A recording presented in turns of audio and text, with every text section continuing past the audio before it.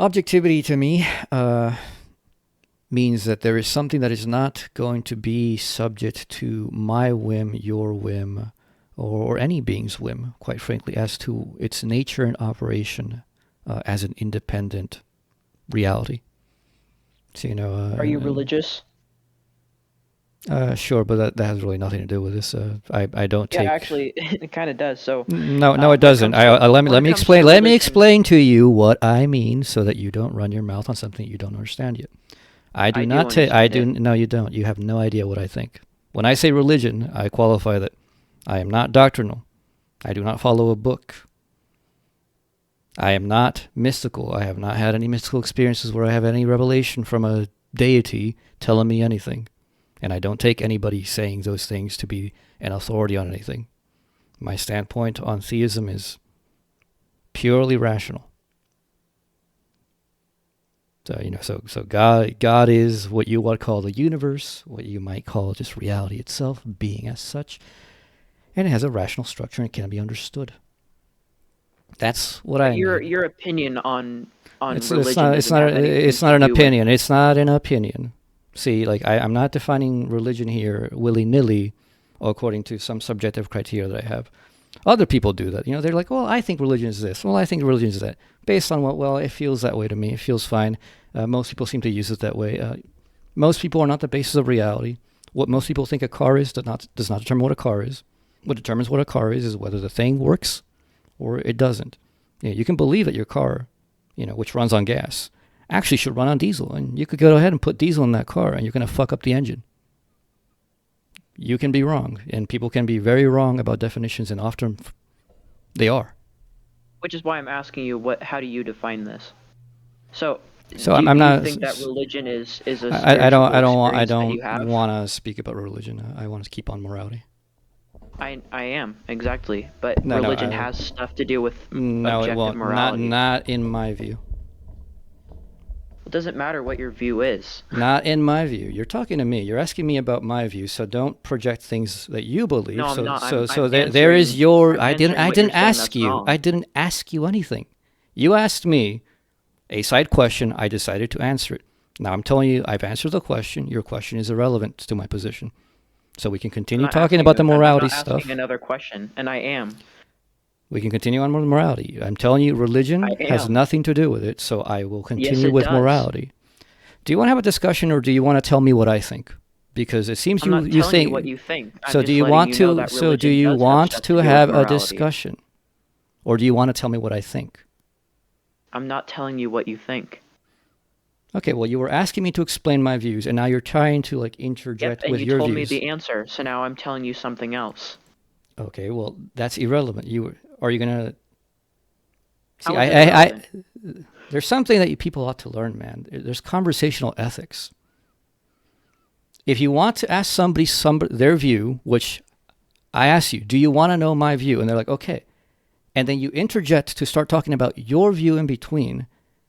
That's just shit, you know? That's not what I'm doing at all. It is what you're doing. You asked me a point about I asked you a religion. question and you answered it, and now I'm saying something different. Okay, well, I have a one-track mind on these things. I don't care about your little sidetrack opinions and things. I want to keep on a discussion. Now, if you have specific You made the claim that things, religion has nothing to do with objective this morality. So this has nothing to do with I'm going objective against morality. that argument. All right, hang on. So we're going to talk about morality, or we're going to talk about religion. We're talking about both, because religion has stuff to do with morality. Has nothing to do with it. Religion is the belief in and worship of a superhuman power. Because you say so? Especially our God Because or you gods. say so? Are you the fucking source of the universal determination of things? I don't No, think I'm so. not. I'm going off a basis of common knowledge of religion. And is the common person an authority on anything? I think not. What are you A common about? person can't tell you how their fucking car works, how the fucking electricity in their house works, let alone can they tell you how theology actually is. What the common person believes is the basis of nothing. I don't give a shit what the common person believes. So we're not going to be discussing the common person believes this. I don't give a shit. Nobody gives a shit. The rocket scientist doesn't give a shit what the fucking common person thinks a rocket works like. They don't know anything. Take this in the sense of Christianity for an example. There is supposed to them, there is a true way on how to live their life. What does it matter to me that's supposed to them? You're talking to me. I'm talking to you. Are you a Christian? Am I a Christian? I'll tell you, no, I'm not. Are you?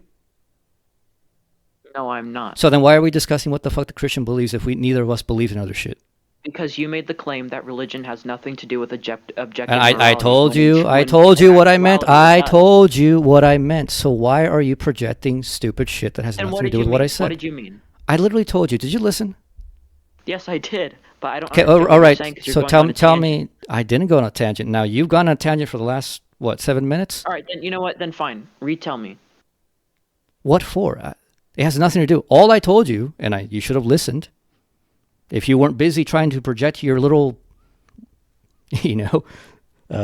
counter argument against nothing, you would have heard what I said and you would have been like, okay, fine. According to his view, given his view of religion, it's going to be relevant to his view. Now, if you have a different view of religion, I don't care because that's not what we were talking about. And there's no point in you bringing up, well, according to somebody else's view of religion, you're talking to me. And I'm talking to you. Why are you bringing up some random other persons? They're not the one in the conversation. That's the evidence in backing up your claim. You used philosophy is not a domain of evidence. It is a domain of proofs. Do you know the difference of that?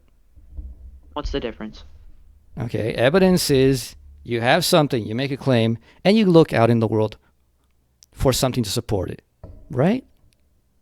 You gather some quantitative evidence, qualitative evidence, whatever have you. Proofs regard purely a priori rational constructions in which, given what is put forth at the beginning, 1 + 1, the consequence is it's going to be 2. You're not going to find evidence anywhere in the world that it is 2. It is by definition in the structure of mathematics that way. Philosophy is not empirical science. We're not testing hypotheses. We're not putting, well, maybe morality is this, and then going and testing. There is no test for that. When you're talking about morality, you're talking about an a priori structure, an a priori conception, purely rational, to be proven where? In the purely rational domain. There is no evidence for morality. What the fuck are you talking about? Not what I said at all. Well, you just mentioned evidence. Why'd you mention evidence? We're having a philosophical discussion. Evidence in the general realm of philosophy, not There is no morality evidence. itself. There is no evidence in the general realm of philosophy. There's proofs.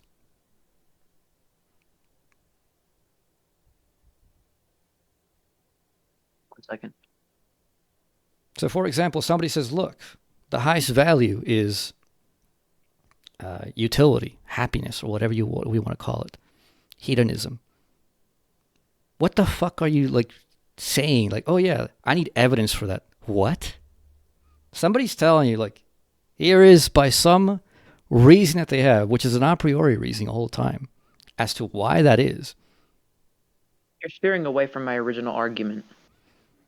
You have made no original argument. You mentioned the whole thing about evidence. I'm just countering it and saying this is irrelevant to the discussion because we're not discussing anything that's evidential.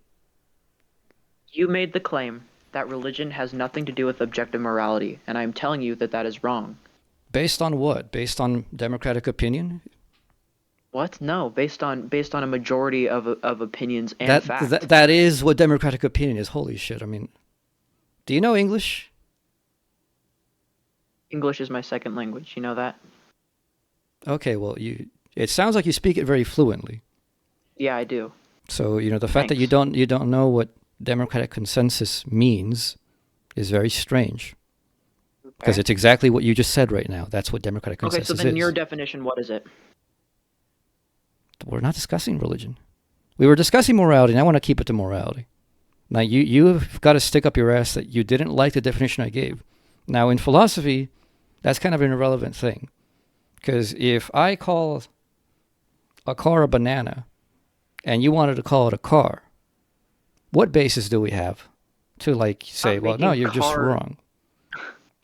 Yes, we are making it determines morality. No, it doesn't. According to who? You?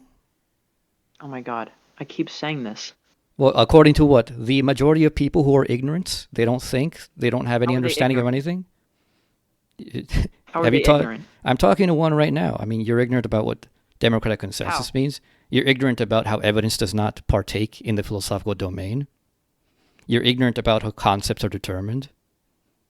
And you think that we're supposed to appeal to the common ignorant person for the definition of what a thing is? Are you kidding me? Because I may be ignorant doesn't mean everybody is. Based on what? What are you talking about? I don't know Based what on you're saying what? anymore. Because you keep going off track from what I'm trying to tell you. I'm not going off track. I'm literally the only one keeping this thing on track. I've kept it on track this entire time. You're the one who keeps like sidetracking to different things, and I'm hearing Okay, you. what I was gonna go with my original argument is that the most common argument for objective morality relies on good and bad as viewed through the lens of God or some sort of deity. Okay, and again, what the fuck do I care what the common person thinks? The common person doesn't know why 1 + 1 = 2. Are we going to go up to them and ask them, like, why do you think that is? Well, like, oh, I put one hand, I put another hand, and that's 2. Is that a valid explanation? No, you don't. You don't need a common majority. You need understanding. Yes, I don't. Understanding comes from a common majority. No, Are you it just gonna doesn't. learn something from nothing? Nothing is nothing, and you can't learn something from nothing. You need to learn something from something. Yeah, that something is rationality. It's not based on common majority. Dude, are you okay? No, are you okay? I mean, like, again, I ask you, do you understand the English language? Like, I'm getting there. You need to like understand when you're talking to somebody who's at a level like beyond you, and to have some humility, man. Oh, okay. You're a level beyond me. Okay. Yes, yeah, I do have am. Humility, actually. Yes, This I am. entire time I've been gaining knowledge from you. I would hope so, but I don't think so. Oh, okay. You don't think so? Well, yeah, okay. yeah. Well, I mean, in case you actually want to learn something, I mean, you can check my profile. It's got my channel. It's got my blog. It's got my writings. Wow. So no, I'm not gonna do that. Yeah, of course, because you're ignorant and you're. No, I'm not. You're full of yourself. Who's an asshole? Oh, I'm the asshole, but you can just come in and pretend that you know something and interject and go, well, you're wrong based on what? Well, the majority opinion like says otherwise. Who the fuck gives a care about the majority opinion? Well, that they're wrong, like you right now. Like I gave you an example. On what basis do you think that the average person has any say of authority on what theological matters should say? The average person doesn't even know what the Bible. That's not how you build opinions. You know how I build my views? I read people who know shit. I don't talk to the average person who doesn't know shit. And you know how I build my understanding of things? By actually thinking about them, because I don't give a shit what the person says and if they have a PhD and if they're considered the smartest person in the world. Because if they don't make sense to me, the authority in my mind and in your mind and in everybody's mind is always my reason, our reason, your reason. If it doesn't make sense to you, why should you accept it? If it doesn't make sense to me, why should I accept it? Because it doesn't make sense to you doesn't mean you shouldn't accept it. You should delve deeper into it and try to make it make sense to you. If it doesn't make sense to you, why should you accept it? Well, let's say, for an example, I'm reading a philosophical text and I don't know what they're talking about. I'll delve deeper into the text so I understand what they're saying instead of full out rejecting the entire text. And if at the end of the day you go through all their text and it still doesn't make sense to it, why should you accept it? Then you read it again. And why should you do that? So you can make sense of it. Why? Some stuff is just nonsense. Nonsense, you have to have an understanding of where they're coming from. Well, no, yeah. In this case, you can tell exactly what their nonsense is. Exactly, so then it's not nonsense. Oh, that is nonsense. That is literally the definition of nonsense. It's like somebody punching themselves in the face. I know that's stupid. I don't need to give a further explanation of the stupidity of that. All right, let's get back onto the original argument because you're losing me here. Okay. I mean, we got off it because of you, but I'm happy to go back to it. I was just simply what I was doing is you made the claim that religion has nothing to do about objective morality, and I was simply saying that I don't agree with you. For this reason. Okay, and see, I'm perfectly fine with it. In this context, you kept saying that you didn't want to talk about religion and that it has nothing to do with morality, and you had a stick up your ass saying, you were the one who wouldn't let it go. I didn't say you wouldn't let me finish my sentence. I am not the one who said that you were wrong. You said I was wrong, and I told you, look, based on what? And then you were like, well, based on democratic consensus or majority opinion. Mm-hmm. And I told you that's just irrelevant. I told you already what I meant and why it's irrelevant to me. And you asked me about my view. And I was explaining my view, and I was just starting, and you interjected with something, and then you wanted to keep on with the religion thing. If you just say, look, I disagree, I'm perfectly fine with it. I have no problem. I'm not here to like bludgeon you over the head and say, you have to believe me. You asked me about Okay, my so then view, I here's was my explaining my humility that you view. don't think I have. Okay, I was wrong, and I should have said that better. All right, thank you. So now can we move on? Sure, we can move on.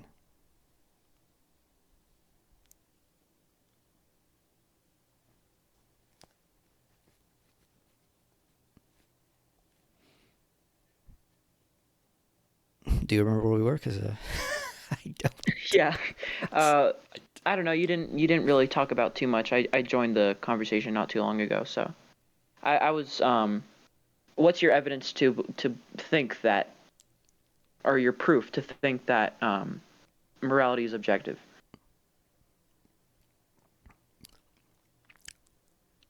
Oh Hammurabi's yeah. code is pretty objective. No, that's not going to count for anything. So let's see. Did the thing about like non-being or nothingness not being a possible value make sense to you? Mm-hmm. All right. So then like anybody who would claim, oh well, like, oh, why should good be? Well, because if it wasn't, we wouldn't value it now, would it? Valuation is something that is. All values are something that are, even if they're fictional, even if they're just merely ideal, even they don't have to be physical or anything. So whatever we value, and whatever we value, goodness is an abstraction of initially happiness, for example. One of the things that we want to do with those things, with whatever we value, and because it makes us feel good, we consider it the good. And we still haven't, I haven't told you yet what that is. I'm just kind of stating a structure generally about that. Whatever values are, they belong in the domain of being. Whatever goodness is belongs in the domain of being. Can't be in the domain of nothing. So, why do people sometimes want to kill themselves? Why do people sometimes want to destroy, which seems to be a desire for nothingness? Even those people, don't actually desire non-being. How do you define good? Because if we're looking at it at a blank slate here, which usually I do when it comes to talking about morality, when I try to hear somebody else's opinion, I try to have a blank slate. What do you define as good? Here, what I would say is that going off the experience that most people have who are normal. See, that's healthy. a common majority. Well, hold on. I'm I'm not appealing to that. I'm giving you a leak to what the average person experiences, and I will explain to you the universal aspect of this. No, because if I just tell the universal aspect, you're going to go like, well, you have a lot of things that you might say against it, which is perfectly fine. But I want to make this as close to home as I can. So the average person, whatever they desire, whatever they think is good, they want to maintain it. Nobody wants to go like, oh, yes, I achieved good and I want to destroy it now. Right? Mm-hmm. Right. So whatever we value, whatever goodness is, we wish to achieve it, realize it, maintain it, and if possible, increase it. Okay. This general structure of realization, maintenance, and increase is actually a general structure that you can actually analogize to every being that is an actual being. Everything that is an actual entity is an entity by some fact in which it encloses, at least let's talk about physical things, it encloses itself as a spatial body, has some process within itself as part of its own determination and its constitution. To maintain itself as a body, say like an atom, the atom is maintained as an atom. It doesn't just dissolve and fly away into parts because there are forces which maintain that atom, in which the structure of the atom has some kind of self-regenerative aspect. So it maintains itself, and if possible, it also increases itself. With living beings, we see this as well, generally. They maintain their physical unity. They don't fall apart. They don't destroy themselves immediately. They also attempt to increase it. Reproduction, growth, all these things. So the general structure of goodness, in my view, is a self-maintenance of being and the increase of being.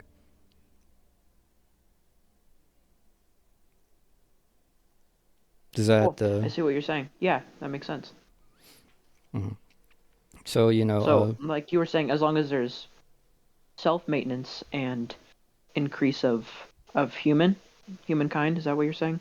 mhm. Or, put it on the individual level, you want to maintain yourself, you want to maintain your capacity to be conscious, you want to maintain your capacity to be happy, and you want to maintain and increase your capacity to know.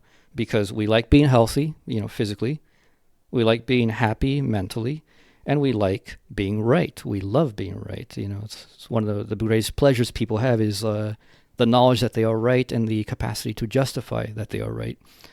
So knowledge is something that we value. Reasoning is something that we value, as much as we can achieve it. Oh, has a god or a deity left you to believe that morality is objective, or is that simply from your own personal experiences? This is a priori reason. It does not appeal to a creator. What do you mean? It means that none of this has yet appealed to any god. No deity is required for this. This just appeals to the fact that obviously I am a kind of being that, like every true kind of being, I maintain, and I try to increase my being in as much as I can. And it is part of my nature. If it wasn't part of my nature, I would just die. And not only me, but the whole entire human species, if they were of that nature generally, would just die. And, well, whatever species that weren't faulty and did not, destroy themselves would keep on living and flourishing. I get what you're saying, but if we're looking back at how you say that people can be born evil, then isn't it technically in their nature and people's nature in general to kill or commit crime? No. That's no more than saying that it's in the nature of a pile of dirt to fall apart. Well, a pile of dirt is not an actual thing. A pile of dirt is just an agglomeration of different objects, the grains of sand or the crystals, minerals, which just happen to be together but don't actually constitute a real object. A person, you would call evil is somebody who, isn't in a positive sense evil. Evil does not constitute any entity. Evil constitutes a lack of being.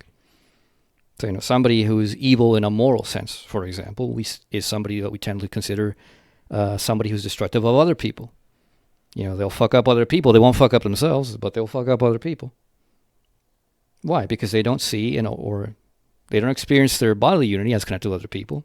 They don't experience their psychological unity, their happiness as connected to other people, and don't experience their rational unity as connected to other people either. What if their happiness comes from hurting others? That person is just mistaken.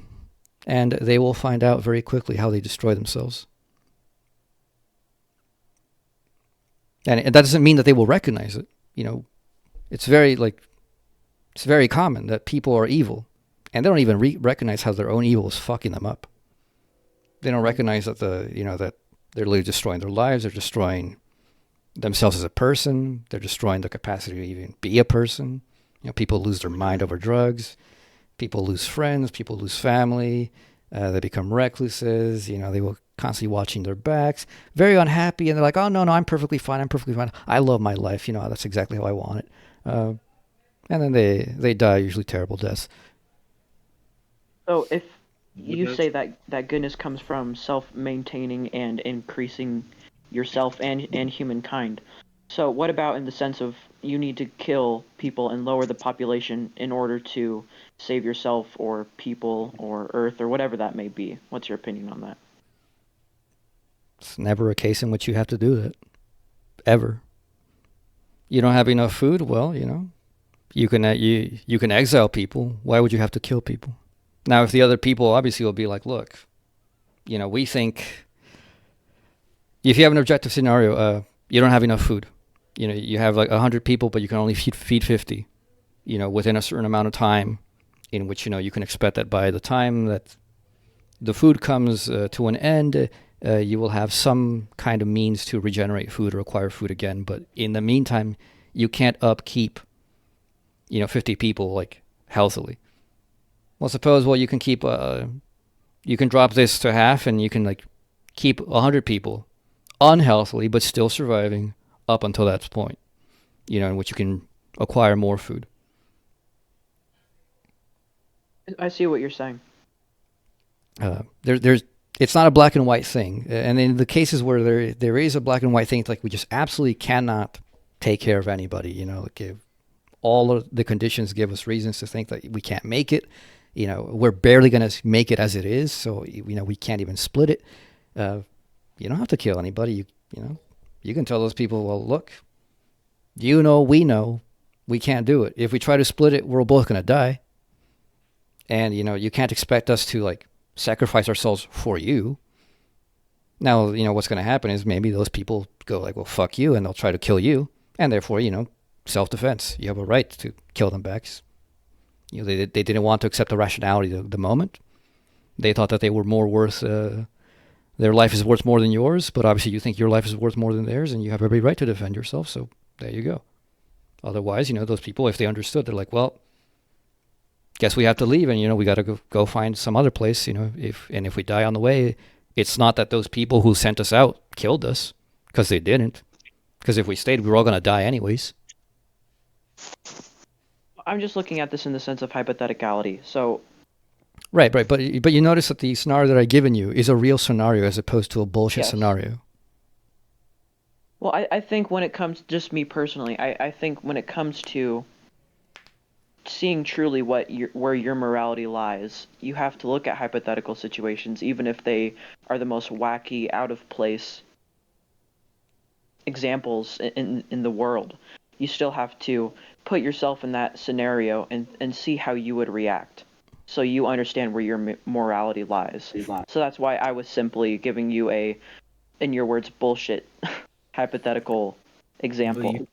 But you can't actually put yourself in that situation. Yeah. The reality the reality is that those crazy scenarios don't actually mean anything. One, they don't happen. Two, everybody has a big mouth about what they would do until it comes to the point where you actually have to do it. Most people don't act in the way and don't even know how they will act. Everybody wants to believe, like, oh yeah, I'll be like the big man. I'll be able to just like be like do the right thing, against all odds, against all feelings, because I'm purely rational. You don't even know, and it's not a matter of like, oh, I can prepare for it. You can't. I can't. Nobody can. It's impossible. You don't know what you send somebody to war and everybody acts all tough. Nobody knows how it's going to feel when they actually kill a person. Nobody. Some people, it's nothing. Some people, it just fucking breaks them. About the people that feel nothing, why should they be in the wrong? Well, if you're in a war,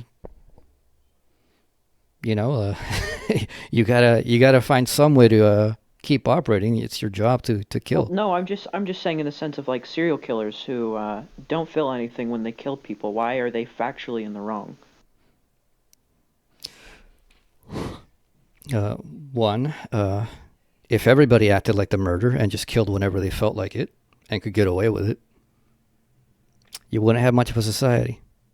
And that destroys not only the unity of the community, that destroys the unity of your local groupings like family, that destroys the unity of you as well, assuming that you are a rational person. Now, if you're an irrational person, you're like a cancer, in which case the rest of the community has every justification and right to destroy the fuck out of you because you are an irrational agent. That's literally just, you're not going to be reasoned with.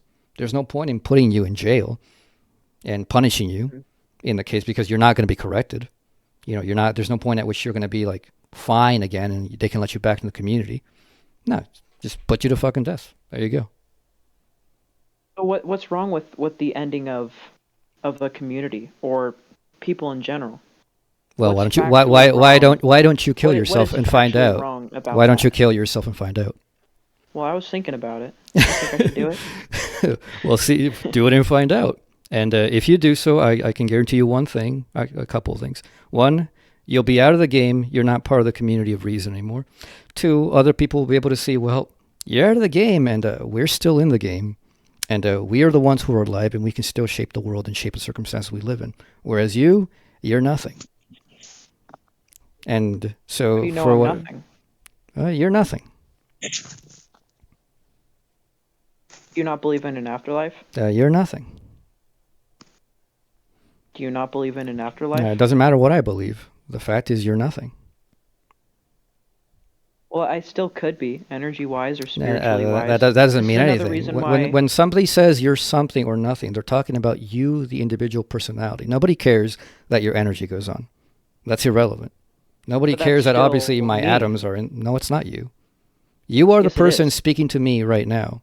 If you all of a sudden in the next 2 seconds become a gibberating idiot who goes, just like makes sounds, but is not making words and is not making any sense, I'm no longer speaking to you. I'm not even speaking to a person. I'm not speaking to anybody. Your body may still be here, but I'm not going to be a fool and say, he's still here. No, you're gone. I kind of get what you're saying, but I feel like truly you are your soul and not your body. So if hypothetically speaking there is an afterlife, then I am still existing. Well, hypothetically, doesn't matter to me. I speak from actuality. One can believe whatever they want. The actuality is if you kill yourself, you're out of the game.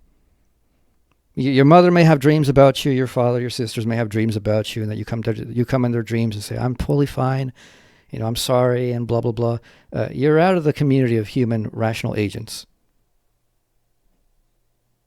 You have no effect in the world. Whatever you might have wanted to accomplish that you would have accomplished, you are no longer going to accomplish. See, this is another reason why I think religion ties into morality, because you need to have some sort of consensus on some sort of belief spiritually No, you or don't. religion in order to think about morality. No, you don't. There's nothing that you have brought up against my view that I cannot account for. I have told you why murder is wrong. Mm-hmm. I have told you why destroying communities is wrong. I can tell you why destroying yourself is wrong. I can tell you just about anything that most people think is wrong is wrong.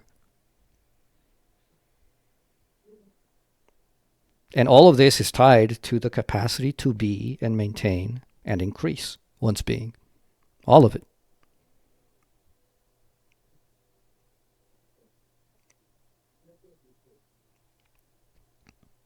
And Sorry, just give me 1 second. I'm doing something. Sure. Sorry. All right, sorry about that. My dog was being stupid. Okay. Sorry, back to what you were saying. I didn't mean to interrupt you. What were you saying? Continuing what you were saying, because I did hear you. What was I going to say? Let's see. It's all tied to being. Like I assume, for example, that obviously if you are religious or believe in an afterlife or whatever, you would agree that suicide is wrong. I guess on Earth, in an Earth sense, maybe towards family members, but I can't see how it's wrong factually. And I think that's just kind of my opinion on everything, on every crime, theft and murder and stuff. Right. But what do you mean by factually? Factually, as in, how do I explain this? Factually, as in there is actual proof to show why murder is wrong. Well, I gave you actual proof. So, for example, if what we value is clearly the self-maintenance of being, because any being, if its point of being was not to be, to maintain and increase, it would just fall apart into nothing.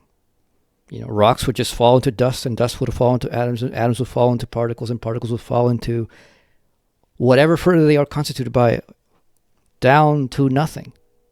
There would be nothing. If the point of being would be to not be, if the actual value of things was non-being, there would be nothing. If your actual value was non-being, you would have killed yourself long ago, but you haven't. And there's a reason why you haven't, because you are a being. You are a real being, and you are so constituted and determined to preserve and maintain and increase your being. You are not looking to diminish yourself. You're not looking to cripple your body. You're not looking to make your mind, broken. You're not looking to become more stupid. Rather, you're looking to maintain and increase all your capacities. So then what about someone who wants to kill themselves because they think that their life would be better in, it could be nothingness, it could be the afterlife, it could be whatever. What if they think that their body personally benefits more by killing themselves? Well, it'd be like the person who has a gas car and thinks that it'd be a lot better if the gas car ran on diesel. And they put diesel in the tank. Guess what's going to happen? The car engine's not going to work. You're going to ruin your car. People can be mistaken, which is part of why we value reason, for example. We like being right. Now, obviously, a lot of people feel like they are right and want to feel like they're justified in their views, but they're not. And this mainly comes about through a lot of ignorance, a lot of self-importance that they give themselves, and an unwillingness to just, admit that they lack knowledge and to look for what's actually true. Plenty of people just are completely mired in delusions. So the fact that someone could be wrong and, believe false things is perfectly normal. It's perfectly to be expected, especially of beings like us. We're not gods. We're not born omniscient. We're born in ignorance, and we do have to learn and, work our way in knowledge through the world. Okay, And sure, I get and what you're saying. so plenty of people, like somebody else mentioned earlier, and they left the call about how obviously nature nurture plays a part. We're born ignorant. If you have bad parents, who are incompetent, if you have bad teachers who are incompetent, if you have a society like the United States, which is a very incompetent society currently right now, you're educated stupid. And and if you think that the way education works is that you only become what you're given, and that there's nothing within you which would drive you beyond that to ever overcome such limitations, then yeah, I could see how you would see that this is a very dark situation for people, in which if your parents are fucked up, you're gonna be guaranteed to be fucked up. If you're fucked up, your kids are gonna be guaranteed to be fucked up. Your society's fucked up, you're gonna be guaranteed to be fucked up. And for the general society, it seems to be that is the case. Because most people just don't seem to have any interest in truth. They liked the feeling of being right. They liked the idea of being right, but they don't like doing the work of actually knowing that they are right. And so a lot of people end up living in delusions, which just lead to a lot of suffering because they make problems out of things that, if they were rightly understood, would never have been problems. They make issues of things that if they just stepped back and thought about it for a bit, the solution would be obvious, and they wouldn't engage in those self-destructive things. Anybody who's truly says, I want to be free, I want to maximize my being, because nobody wants to just kill themselves. Nobody. Even the person who wants to kill themselves, what they're actually doing is they're like, I want to be, I want to exist, but I don't sense my existence anywhere. And obviously, when I feel like that my existence isn't even here, it feels bad. It feels like pain. The problem with depression is not that somebody just suddenly decides, I want to kill myself. No, they don't want to kill themselves, but they don't see an option. They don't see life in the life that they're living. And, the absence is felt as a positive thing called pain. And nobody wants to live in that. Nobody. And so this person, for various reasons, may judge that the rational answer to this problem is, I just better kill myself, end myself, because nothingness, even if I do just cease to be, is better than this constant state of pain. Now, that's not what you're rationally supposed to do. Yeah. No, I completely understand what you're saying. In fact, I'm actually learning a lot of things from this conversation, so I really appreciate that. But what about people that are, when it comes to pain, when it comes to working out, you have to feel pain in order to, be healthy, So what about that? What about that sort of pain? Yeah, that's part of just the human education. You are supposed to engage in pain, mainly because you live in a world in which pain is necessary and inevitable. There are things which are going to frustrate you necessarily. You are not omnipotent and you are not God. And the most painful thing, the most painful thing for people is other people. You know, the worst problems we have in our lives is not with physical objects. It's not with dumb animals. It's with other fucking people. Yeah. And so, you know, the greatest pain that we have is the pain of understanding, the pain of having to like step back and actually try to understand other people, to understand where they come from, to understand the reasons of like why the positions they have may not just be random illusions and, you know, stupidity from nowhere. You know, the way like people treat each other politically in this country is atrocious. You know, Democrats think that Republicans are just evil people, cartoon villains. Yes, of course they are. Republicans think the same thing about Democrats. Exactly. What are you even saying, bro? I have no idea what he's saying. I just came in here to troll. Be straight up honest with you. Yeah, I'm muting you. So in those things, there is a pain in which you got to put yourself to the side. There's a pain in having to learn. There's a pain, you know, and this is well known. If you study psychology a little bit, psychoanalysis, child development, where a child learns that no is part of reality, that you don't get yes, yes, yes all the time, and you have to deal with it. Children who are not taught this live horrible lives. Not only do they not understand that no is part of reality, they can't take it when they find a no. You know, these people go ballistic. They throw tantrums even when they're adults. They can't deal with other people. And, you know, these people don't have a great personal life. They don't know how to deal with friends. They don't know how to deal with family. They have huge trouble with their love partners. They have huge trouble with their children. That kind of like lack of self-understanding leads to a lot of suffering. You don't need to always see victory. You don't need that, no. I don't think you need no's in your life if you're always achieving victory. What are you saying? Yeah, if you have nothing to add, Big Rick, I'm going to mute you. So, for the people that just joined and don't understand what you're saying, in short term, what kind of point are you trying to make? And okay. What kind of point? So you asked about like, you know, what about the like that suffering, like, you know, feel the burn to gain your muscle and whatnot.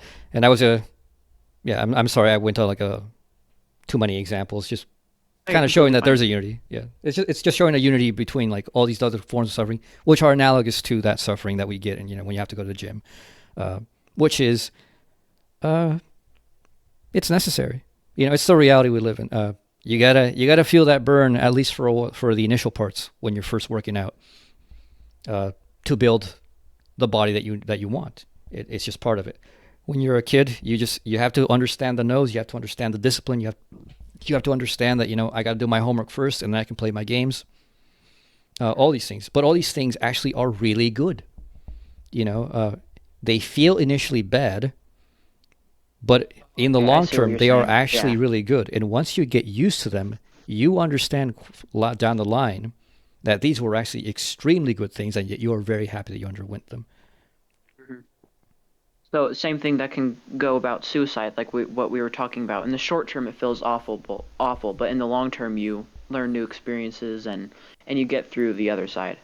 Assuming that, you know, you manage to like understand what the problem is and actually deal with the problem, because that's a huge deal with that. Now, most people who are depressed are not depressed due to chemical, you know, brain issues. They're not clinically depressed. They are depressed because something has happened in their life that's gone severely wrong, you know, emotionally or materially. It's all emotional. Yeah. And when a person understands that, you know, you can understand, look, you know, my lover broke up with me. I thought they were the love of my life. But you don't have to kill yourself. You can look out of the world and you can talk to other people. You can see their experiences. You can find out. You can survive. It will take some time, but you can make it through. And one of the things to also understand is that you need to just like not focus on it. You need to like not everything is going to be solvable sometimes. You know, because the person, obviously, you have a bad breakup and you really want to get back to that person. But if you understand why you broke up, for example, many of those breakups happen because people are toxic. Do you understand that you're toxic or they're toxic? Usually it's both. Being with that person is probably not good for you. rationally speaking. And if you understood that as much as you want to be with that person, you should like have the willpower to just step back and do for your own good, and move Yeah, away I from them. completely agree. Yeah. So Yeah, paying. Big Rick, I'm sorry to interrupt, but Big Rick is saying, why would you mute me for having an opinion? If you want, you can unmute him. I personally didn't see anything wrong with what he was saying. He's But breaking that's into a just me. conversation. Like I've had him in prior conversations. He just likes to like opine. I myself don't like to just hear people's random opinions. Unless you have something positive to add, an opinion is worth nothing. Have I added anything positive to Um, this conversation?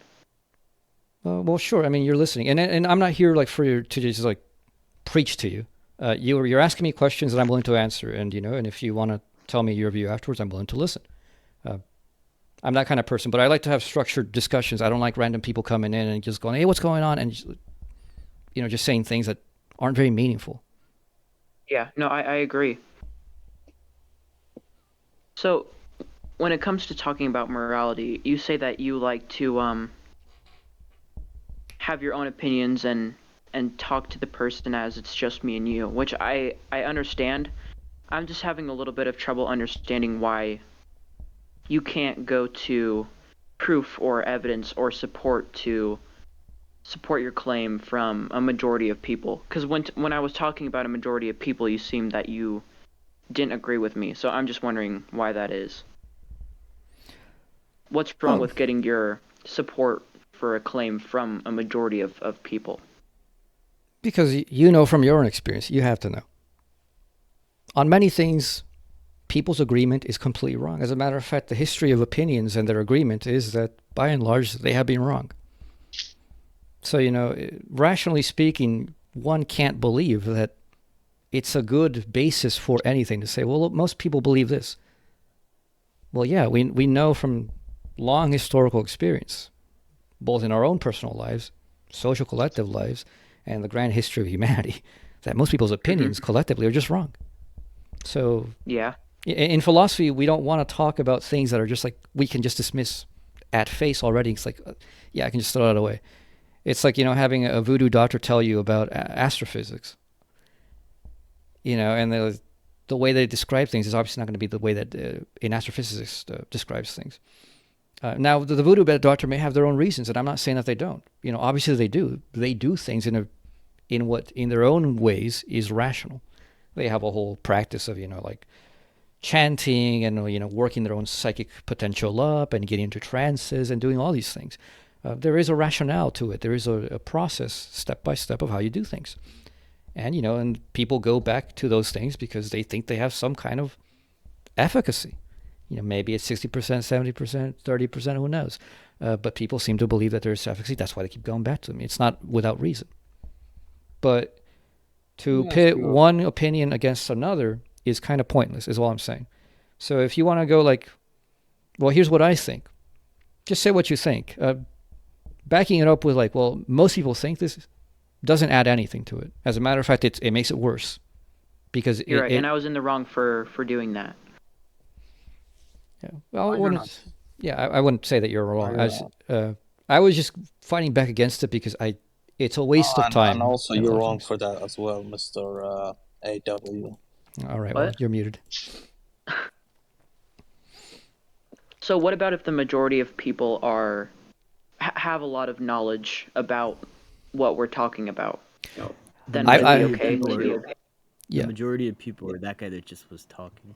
Well, not like being honest. Like, let me tell you, the majority of people are on many things actually right, but they're right for the wrong reasons. So, in as much as like they have something like they're like, look, murder. Most people will tell you, yeah, murder's wrong, rape is wrong, going to war for no reason is wrong, and those things are all true, but they're not true for the reasons that most of those people think they are. Most people don't. Most people don't have a good reason for what they believe. They just believe it, and it's a true belief. But the justification for it is wrong. And just so the fact that most people agree is not good enough, philosophically speaking. Well, that's a really good way to look at all of that. I've definitely learned a lot from you, so I really appreciate talking with you. Yeah, look, well, I have a server, and you're welcome to join that server because what we do on there is we actually study the shit. Oh, that's awesome, actually. Yeah, you can DM me that yeah. link. I And already DM'd him. a lot. So one of the things that I love to do on that is these kinds of things, which most people here will confuse the fuck out of you. Most people here will talk about moral realism, moral anti-realism, subjectivism, objectivism, and they have all of these various opinions, but they can't give you an account that really hits home as to like what is true about what the regular person thinks, and why is the regular person right to think the ways they do, but also why are they wrong? And believe it or not, this stuff is not as complicated as many people make it seem. Like a lot of people tell you, like you asked earlier, well, how do we know what is good? It's a good question, but it's a question that if you think about it properly, you have to understand. Most people have no idea what they're asking. So, if you ask me, like, how do you know what a car is? Well, we go by the consensus that, well, the car means, that vehicle, it's a mechanical thing. And I can show you, well, here's the vehicle, here's what it does. I turn it on, and I can open up the hood and show you all these things. And I'm like, this is just what we call a car. This whole functioning machine, which drives you places, is what a car is. To question that and say, well, yeah, but why is a car that machine and not this other thing that, we otherwise call a banana? And you can see that that's an asinine question, right? That doesn't really make sense. Why would you ask such a thing? Right? That's just saying like, well, why do I call this thing the thing? Well, we just do. It's, we have to differentiate things. We happen to call this a car. What more do you want? Mhm. And, like for further reasons, well, why is the car the way it is? Well, I can show you the whole mechanisms of how like the engine comes together and the drive on the wheels and everything. And we can go further and go like, well, why do we have cars? Well, because, we like to get places faster and all these other things. And there are further and further reasons for the car. But you and I can both look at that world and I can show you these things. But when people ask about the good, what are they asking me to show? They themselves don't know. Because they're like, well, look, some people say this is good. Some people say that is bad. Other people say that the bad thing is actually good and that good thing is actually bad. And they're like, well, how do you know what is good? Well, if there's like a good portion of the population that calls a car a banana and the other one calls a banana a car, and there's another part of the population that switches them back, what is the dispute over ultimately? Is it that, no, a car is really that thing that has a machine, or it's actually that fruit with a peel? That's not an actual argument. Like, do you see the problem there? That it's Yeah, I do. different people talking about completely different things, using the same word and pretending that because they use the same word, they're actually talking about the same thing. But they're not. So when somebody asks me, well, how do we know what is good? They are assuming there is a thing that we have all already agreed upon that this word refers to, but we haven't. So when someone asks what is good, that's just simply an argument that is wrong, if that makes sense. No, it's not an argument. It's just a bad question because they themselves don't know what they're asking you. Because in asking you, it's like asking me, well, how do I know what a car is? Well, you and I can both look at a car and I can show you and I can tell you how it comes together. And you have a car, I have a car, or we can both drive, whatever. It's clear. But when somebody asks, well, how do we know what is good? They are asking that presupposing that there is some object that they have already seen and that I've already seen or could see, upon which we're going to have a dispute. I'm going to say, look, it's a machine. And they're like, no, look at it. It's clearly a fruit. And, we're both standing in front of the same thing. We both share the same language. We both speak common English. We don't speak weird different languages. And so then I can tell to that person, look, no, you're crazy.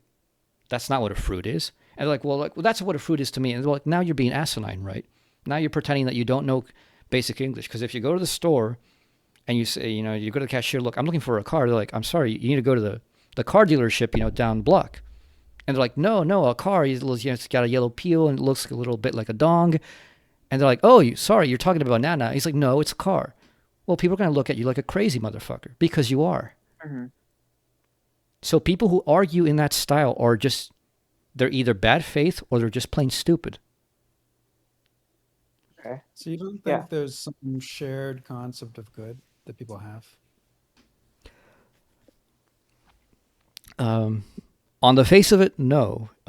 In the fact of it, I think yes. And the thing that I was describing earlier, everybody thinks that the good belongs to being. Everybody thinks that value belongs to being. Whatever we value it is, whatever is good is. Nobody actually thinks that nothingness is itself good. In the case that somebody says, well, look, if I kill myself, I'm actually not going to die. I'm an eternal spirit. I will escape, the material world, and I will go back to the heavenly realms. Well, then that person obviously doesn't think that they're actually destroying themselves. This is like the Gnostics. The Gnostic religion thinks that the material world is a cage, a prison, and that the point of the true reality, the true being, and the true values belong to another world, the world of the pure spiritual world. So to get the hell out of this world, if you could kill yourself, would be good. Right, but all of that is a conversation about what types of things count as good, right? And all of that's going to presuppose that there's some shared concept of good in the first place. So Right, to right. even ask a question like, is nothingness good? You're not asking for a definition when you ask that question. You're just asking, is nothingness, an instance of nothingness, is that going to satisfy our shared concept or not? Yes. Yep. Exactly. And I would say that my position is that implicitly, everybody has a shared concept of the good as belonging to being, and as belonging to value belongs to being as well, and that the structure of being is a self-maintenance, endurance, and increase. Because if it wasn't, well, there would be nothing. And this is not an opinion of mine. If you don't think that being self-maintains and that being increases itself, then you're making an argument. Well, then bodies don't self-enclose. They don't, we don't have atoms, we don't have chemicals, we don't have unities.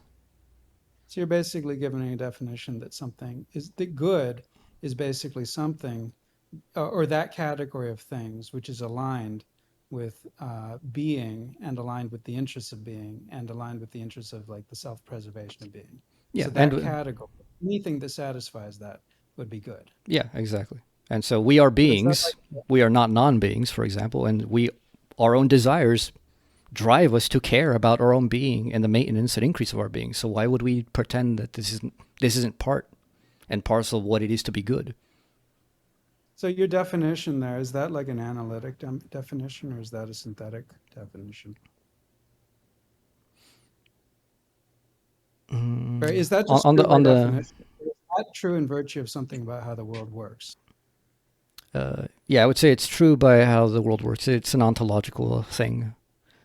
Whether it's analytic or synthetic would just depend upon how you view that. Once the definition is set, the consequences are analytic.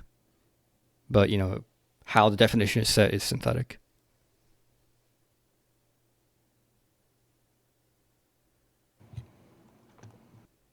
Yo, W. I said it's okay to like unmute Big Rick if he's disrupted. So when you say it's just the category of things which is aligned with the interests of, I mean, is being for you like living things, or is it some broader category? Because I could say it's like, broader. the universe is. Right? Yeah, the universe is, and the universe clearly maintains itself, regenerates itself, and increases itself. Okay. So what would be something that's not aligned with the interests of being, Nothing. but like a norm, like a normative claim? So anything that would destroy the unity. So anything that it goes against the being my body is something that destroys the unity of my body as my body. It does not allow it to engage its functions as a body. If I lop off my arms, if I lop off my legs, if I destroy my organs, I'm destroying the unity of my body, and I need my body to engage in this world and be. So I don't believe that the universe is subject to creation or destruction. Right? So I only think that the state of affairs can change. So on the idea that like morality is that which is conducive to being, it wouldn't be clear to me how I would ever have any preferences for like one kind of being versus a different kind of being. Well, It's you all have a just the preference same. for your being now, All don't of you? us are. Well, you're Well, you're a I specific being. You're a specific being. You know, we can't abstract from the fact that we are a kind, and that our kind exists in the universe. If it didn't, well, there wouldn't be an issue now, would it? But we do, and okay, we but care about our kind, and we are rationally interested in our kind. And if we weren't, we would destroy ourselves. And guess what? Then our interest in the world would not matter because we don't exist. And for those beings who do matter to themselves and maintain their being, they would continue to exist and determine the world. okay, but earlier that wasn't included in your original definition. Like, No, it I is. could something that's aligned with the interests of being, but like it could be the interests of one being or another being, and both of those are. So I could do something that's aligned with your interests, or I could do something that's aligned with my interests. But from your Um, definition, there's nothing that tells me why I should have a preference it does. about your It versus does. my being. This was actually discussed earlier. I was discussing with Lazy Potato. You can be a crazy person, antisocial, and have fun with that. Because you may think that you're God, and you may think that you can be the kingpin. Your bodily unity may be secured. You may have all the money in the world. Your psychological unity is definitely destroyed. You are not sleeping well at night. You are not happy. You are not fulfilling your human needs as a social being. And your intellectual unity is definitely not there. You are living a life of hypocrisy. You are making yourself the exception to the rule. You are hated. You are constantly surrounded by lies. You're constantly wary of lies. You're constantly worried for the state Hold on. of your own knowledge. And you are also engaging in the destruction. Suppose, for example, that you are a kingpin in cocaine. You are destroying communities. You are surrounded by gangsters. You are not surrounded by friends. You are literally engaging in the destruction of the very conditions of your own reality because you are being a fool. So no, Right. you are So not I'm just maintaining your asking. unity. You're not maintaining your Right. unity by engaging in Can I- this selfish, self-centered set of activities which destroy other people. You are definitely not. Okay, You so when you say it needs to align with being, you're actually ruling out any kind of normative framework that's going to be like rational self-interest. no, That's this actually is bad. rational. No, this is rational self-interest. It Well, is in hold my on. it is in my rational self-interest not to be a dick. It is in my rational self-interest to be completely knowledgeable as much as I can about the conditions of other people in my world. It is in my self-interest to have friends. It is in my self-interest to have a community that's functional and not dysfunctional. It is definitely in my self-interest to have an ecology that isn't poisoned. It is in my self-interest, to have a unity of the world in as much as the unity can be, made real. Right, but why, on your view, does your definition of morality entail some kind of normative framework like egoism over utilitarianism over altruism? Right, those are all normative Those are frameworks not that are normative frameworks. This already goes beyond them. I've already explained. wait, they are normative. No, they are not They normative. are, I've already explained. they If you express pay as attention to my normative fact. example, if you look at what I just said, You what can does it mean? disagree What with does it, it? No, but no, it's it's not about not. disagreement. Okay, sure, you can disagree with my definition from being, but we're talking about my definition of being. We're not talking about your definition. What is it about your definition of being that allows you to arrive at one of those normative frameworks over some other that you're calling Those are not normative frameworks in this position. none of those are normative frameworks? None of You don't them. think utilitarianism is None a of them. normative framework? No, they're not. None of these are normative Well, frameworks. well, hold on. A normative framework is just a framework that allows me to generate a set of categorical imperatives. Well, a normative framework for me is something that is tied to reality, not tied to my opinions of reality. So me wanting to be an asshole has nothing to do with reality. Me wanting to be a human calculator has nothing to do with the reality. And me being a selfless person that, I'm so stupid that I give away the clothes on my back to anybody who asks, and, I'm a stooge who's used by anybody, does not have anything to do with reality. In my point I of mean, I've view, given a normative framework that says you ought to eat bananas, and that's all. that's not a normative bananas. framework. See that has nothing to do with It is. reality. That has nothing to do with Well, reality. it might So have so again, false again, normative. again. Look, if we're gonna have an actual meaningful discussion about what is good in relationship to what? Good in relationship to people's stupid opinions? I don't care about that. Nobody cares about that. You can't claim that it's not a normative framework. It's a normative. It's not claim. normative You might framework. It agree is with not a normative it. Do you framework. think it's a categorical imperative to say you ought to It, eat bananas? it is not a categorical imperative. According to what? According to you? So then, what do you take a categorical imperative to be? What have I been talking about this entire time, man? A categorical imperative is just No, a what have I proposition. been talking about It's- this entire time? What am I talking about? The structure of being. That is the categorical imperative, and that is the only imperative. That is what But all the things are structure- downstream as normative. So when you say, like, I ought to eat bananas, why the fuck? Well, does it does it contribute to the necessity of the maintenance and furtherance of my being? If yes, go for it. But guess what? If you eat bananas every day, all day, every day, you're going to fucking die because you're going to be unhealthy. So does it actually lead to the furtherance and maintenance of my being? The answer is Do you think an no. imperative is a proposition? No. Can you respond to what I'm saying? Because I'm giving you because the exact just said conditions. you said the structure of being is a categorical imperative. That's not even a proposition. That's just a noun. The structure of being isn't an imperative. It's not a statement about what you should do. An imperative is a statement. It is a You ought statement to. about what you should do. You are a being. Now, if you are not a being, you can go ahead and kill yourself. And we are done with that discussion. If you are a being, clearly you're not killing yourself, so you have an interest in the maintenance and furtherance of your being. And you're doing so right now, I assume, by trying to have a discussion with me to have a furtherance and maintenance of your own rationality. Yeah. But it's not an imperative until you get to a should statement. It's an imperative in the fact that you're already doing it. Nobody has to tell you that you should. Okay. I don't think you understand what an I don't think you imperative is. understand what I'm talking about. We're not Kantians here.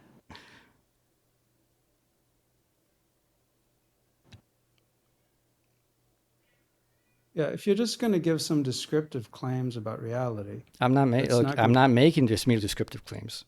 Am I or am I not? And are you or Well, are you not? Are we as human beings not beings who have a vested interest already by the fact of the kind of being that we are, which cares about their bodily integrity, their psychological integrity, and their rational integrity? And that's why we're having a discussion here right now.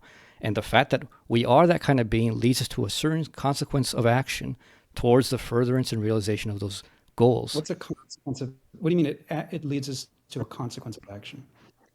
That we are a certain kind of being, therefore we do certain things. Just like a seed, for example, if it's a seed, it will grow into a plant. It's a consequence of the seed being a seed is that it will grow into a plant. But I still don't hear anything in there that tells me what I should do. Well, if you think that you should kill yourself, why haven't you? Because you don't want to, right? And why don't you want to? Because it's not part of who you are. It's not part of what you are. Okay, so now you're giving some kind of hypothetical imperative. It's not hypothetical. If I want, yes, you said if you want to. No, you should no, kill I'm yourself. not. I'm not saying if. Clearly, you're not killing yourself, so you're not hypothetically going to kill yourself. You're not going to kill yourself. You said, why don't you kill yourself? And you said, presumably it's because I don't want to. Well, not presumably. Clearly, you don't want to. If you actually wanted to, you would have killed yourself already. See, my argument comes from a force of ontology. It doesn't come from a force of opinion.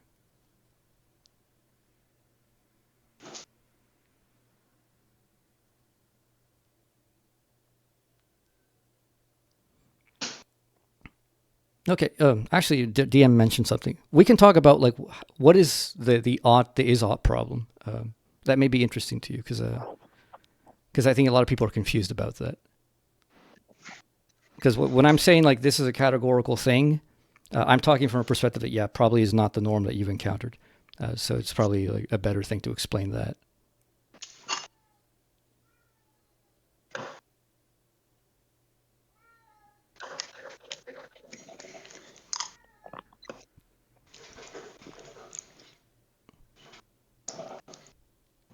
Yo, Rick. We Rick, you unmuted you. Please you don't. gotta lower don't your comment. Yeah, you gotta lower your sensitivity. Yeah, just like if you're like eating something, just stay mute. Yeah.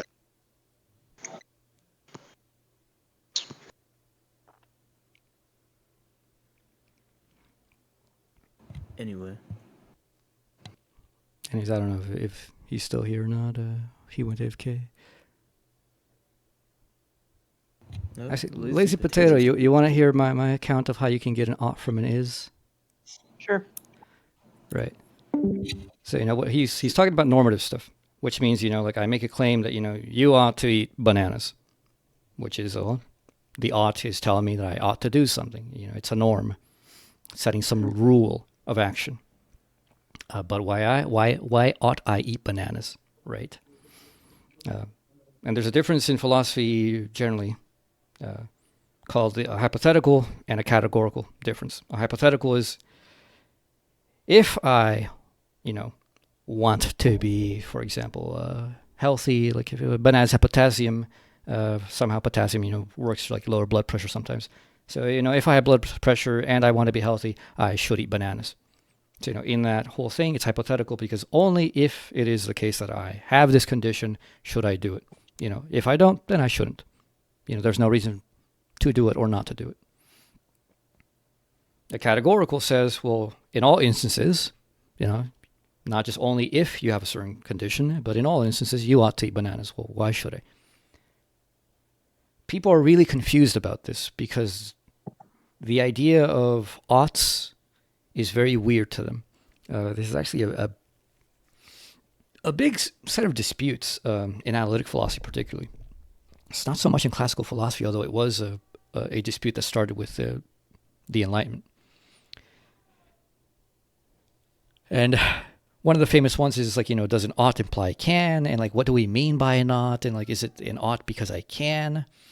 And I will just tell you, you may look into that, but I wouldn't because it's a complete waste of time. It's irrelevant.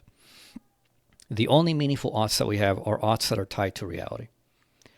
There's a difference between saying, I have a tomato seed. That tomato seed ought to grow into a tomato plant.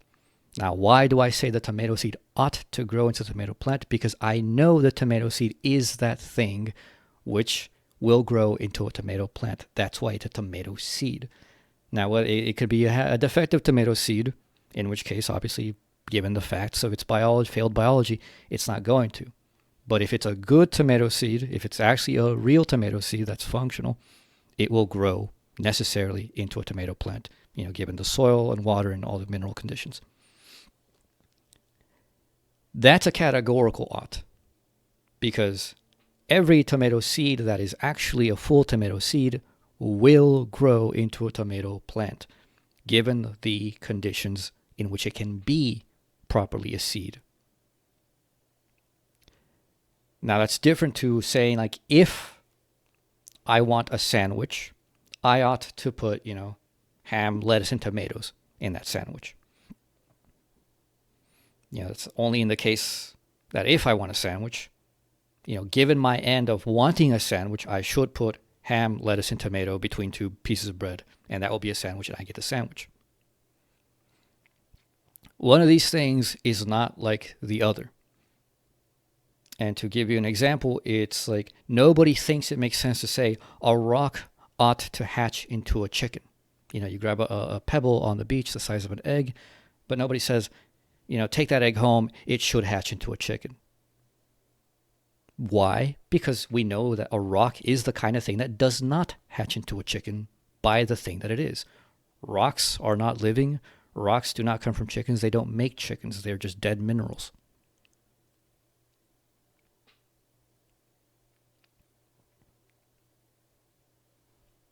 So does that make sense to you? How does that? Yeah, no, it makes sense. I am a little confused because there are some parts where you kind of broke out a little bit from my stupid Wi-Fi. So there's some stuff that I didn't catch, but I mostly I did understand with what you were saying.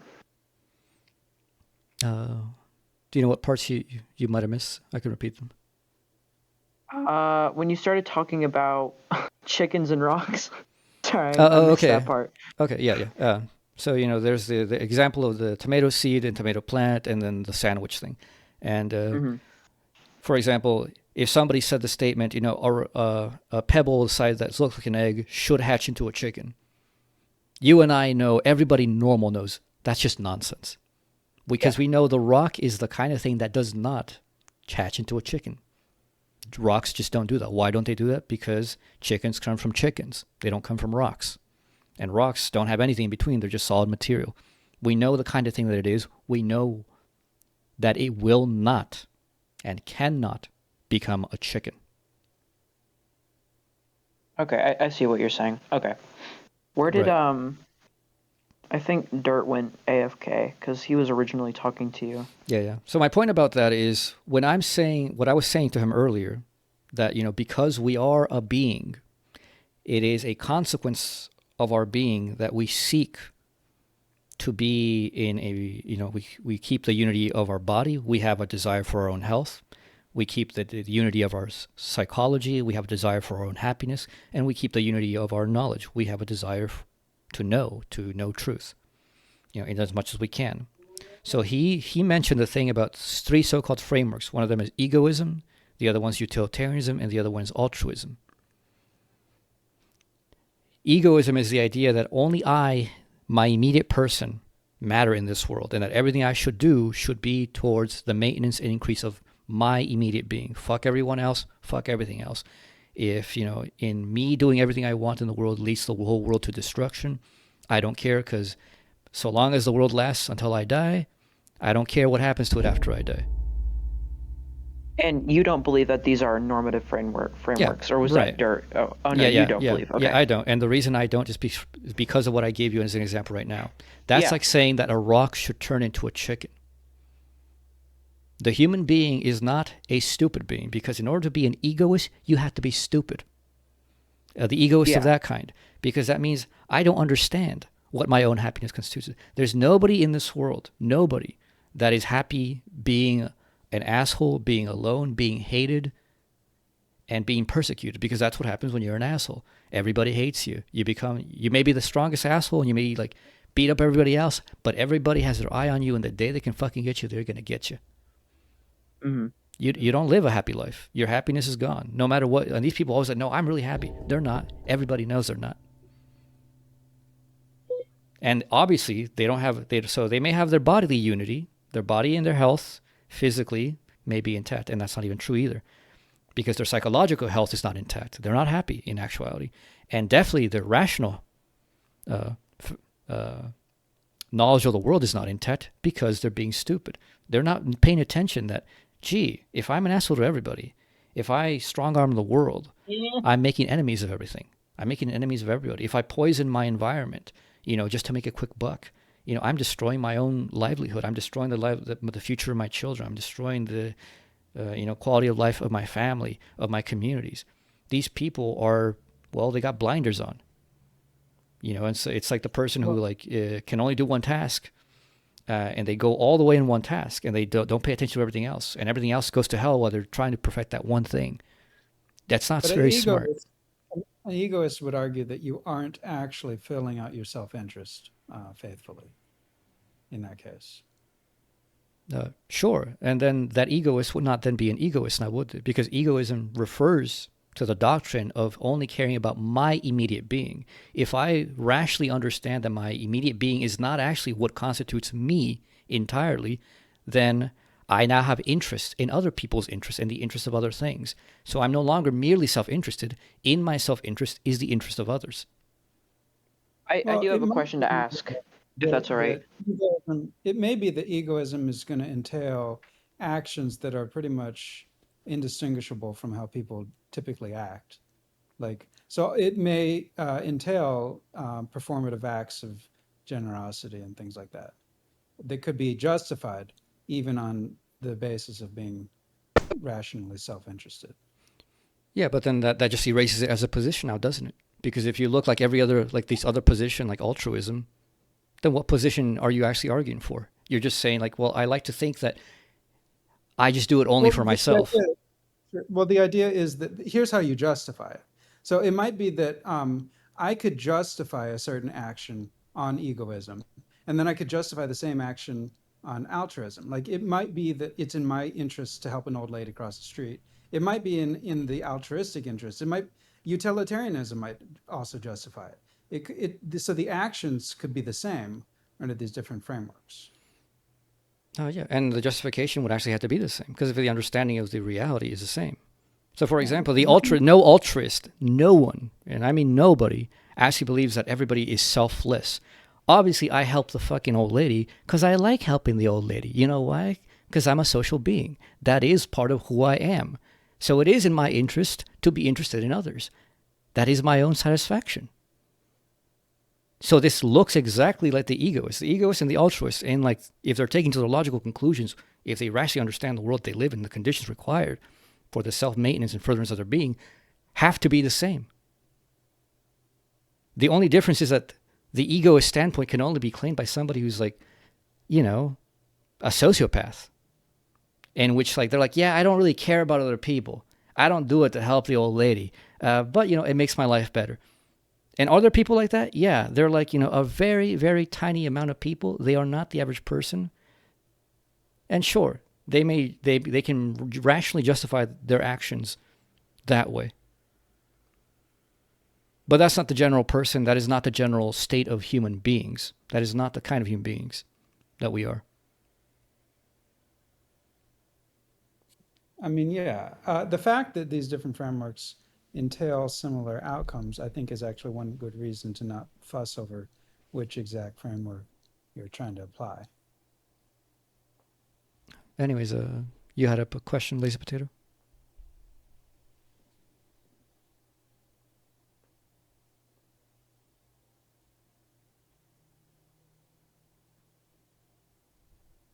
Belief in his innocence began to crumble. I got to where I So understood let me that, yeah. ask you, so AW, what do you think about suicide? You know, can suicide ever be justified? Nope. I read about a case in Canada where there was a guy with a chronic pain condition, and he decided to commit suicide. And what was interesting about the case, that he had kind of had the blessing of his family and community, and he sort of talked about it with a lot of people, and he talked about it ahead of time. And I thought it was really interesting because a lot of people really understood where he was coming from, and he basically thought, look, living isn't worth it with this condition. And so I feel like he had a justified approach there. Nope. Why not? Your life doesn't really belong to you individually. It's not just your say-so, which is why, you know, the state has a say in it. Right. And you know how just then I appealed to the community and the family and all the people involved. And I think the idea that your life doesn't belong to you, that is an argument against suicide. But then the question is, to whom does it belong? And if you include those people in the decision, and the community, you know, gives its blessing and the family gives its blessing, so what's unjustified about it then? Ultimately, so like on a communal basis, well, if the community says, well, it's okay, well, you know, on the ethical sphere, it's been okay. Now, ultimately, I wouldn't say it's okay, mainly because there are things that happen with natural death that we don't understand. I don't know if you ever looked into end-of-life studies, that there's a way in which people die that seems to be a consequence of a good life and a proper death. That if you cut your life short willingly, you don't get, and it's a big deal. Not only that, you know, you're basically claiming omniscience here of like, well, you know, I know my life is just not going to get any better. You know, it's shit right now, and like, people can use that for justification at any point in time, and who is one to say so, really? You know, plenty of people have thought that they've had terminal cancer, and had they been given an option, they would have killed themselves. But thankfully, they didn't have that option, and they were forced to, you know, keep on surviving, and then they manage to make it through. So even if the community sanctions it, the community is also playing God in that case. Now, the reason normally on the political level you can't do it is because the state has a right over your life. The state literally has a right over your life to the point where they can send you to war to die for it. So, so the state has a right to say, no, you don't get to kill yourself because you feel bad. We decide that for you. We decide when you live and die, we can put you to death for crimes. We can put you to go to die at war, kill and die for us. And we can stop you from killing yourself. We still have a use for you. We still see a use. That's on the ethical level. On the moral level, it is simply a case of, it is a bad argument. It's a bad argument on utilitarian grounds of, right now my life is bad. I don't see how it can be any better. I don't foresee the consequences, being any different. Well, you're not God. Nobody is. Nobody actually knows. All we have is guesses. And, well, it's 90% likely, versus 10% unlikely that your life will be the same. You don't really know those odds. Right. That's baseless. But you don't know. And what you also don't know is it might get worse, too. Right, So but you don't know. I don't think that the argument here is presupposing that there is omniscience. I could just say, look, I don't know if it's going to get better. I don't know if it's going to get worse. What I do know is that right now, this life isn't worth living to me. Right. And it's not worth it to the people around me to see me suffering. So, on my view, that's a morally permissible thing in that instance to commit suicide. But you don't think it is, even if you get the community's blessing. No, it's not, because everybody's playing God there. God. But I don't think that you are. You're not pretending to be omniscient. Right, but then You're you're not making the judgment. You're making the judgment based on the perceptions of your future, and you're saying, "I just don't That's see it true getting of all any better." people. Right? You're always making judgments. You're always choosing one action over another. Right, but one of these is irreversible. Okay, so the choice of death is irreversible. You're not gonna other death choices you can take back. You're like, okay, I thought this business venture was gonna work out. It doesn't work out. But I can still keep on doing. I'm still here in the world. I still have chances to work on myself and to partake in the community and be there with my family, all these other things. If I kill myself, none of that's going to happen. I've cut everything short. All on account that for the moment, I felt bad. It feels terrible. It's true. It happens. And I just believed it was never going to get any better. Because if people were told, hey, right now it's really bad, but just hang in there, guaranteed in 3 months, you're going to be 100% A-okay. Well, then nobody would kill themselves now, would they? But there are lots of decisions that you can make that are irreversible. Yeah, And but what this I'm is asking- this is the most irreversible of them all. So is irreversibility bad? In And, this like, case, more in this is- case, you're erasing yourself from the domain of being.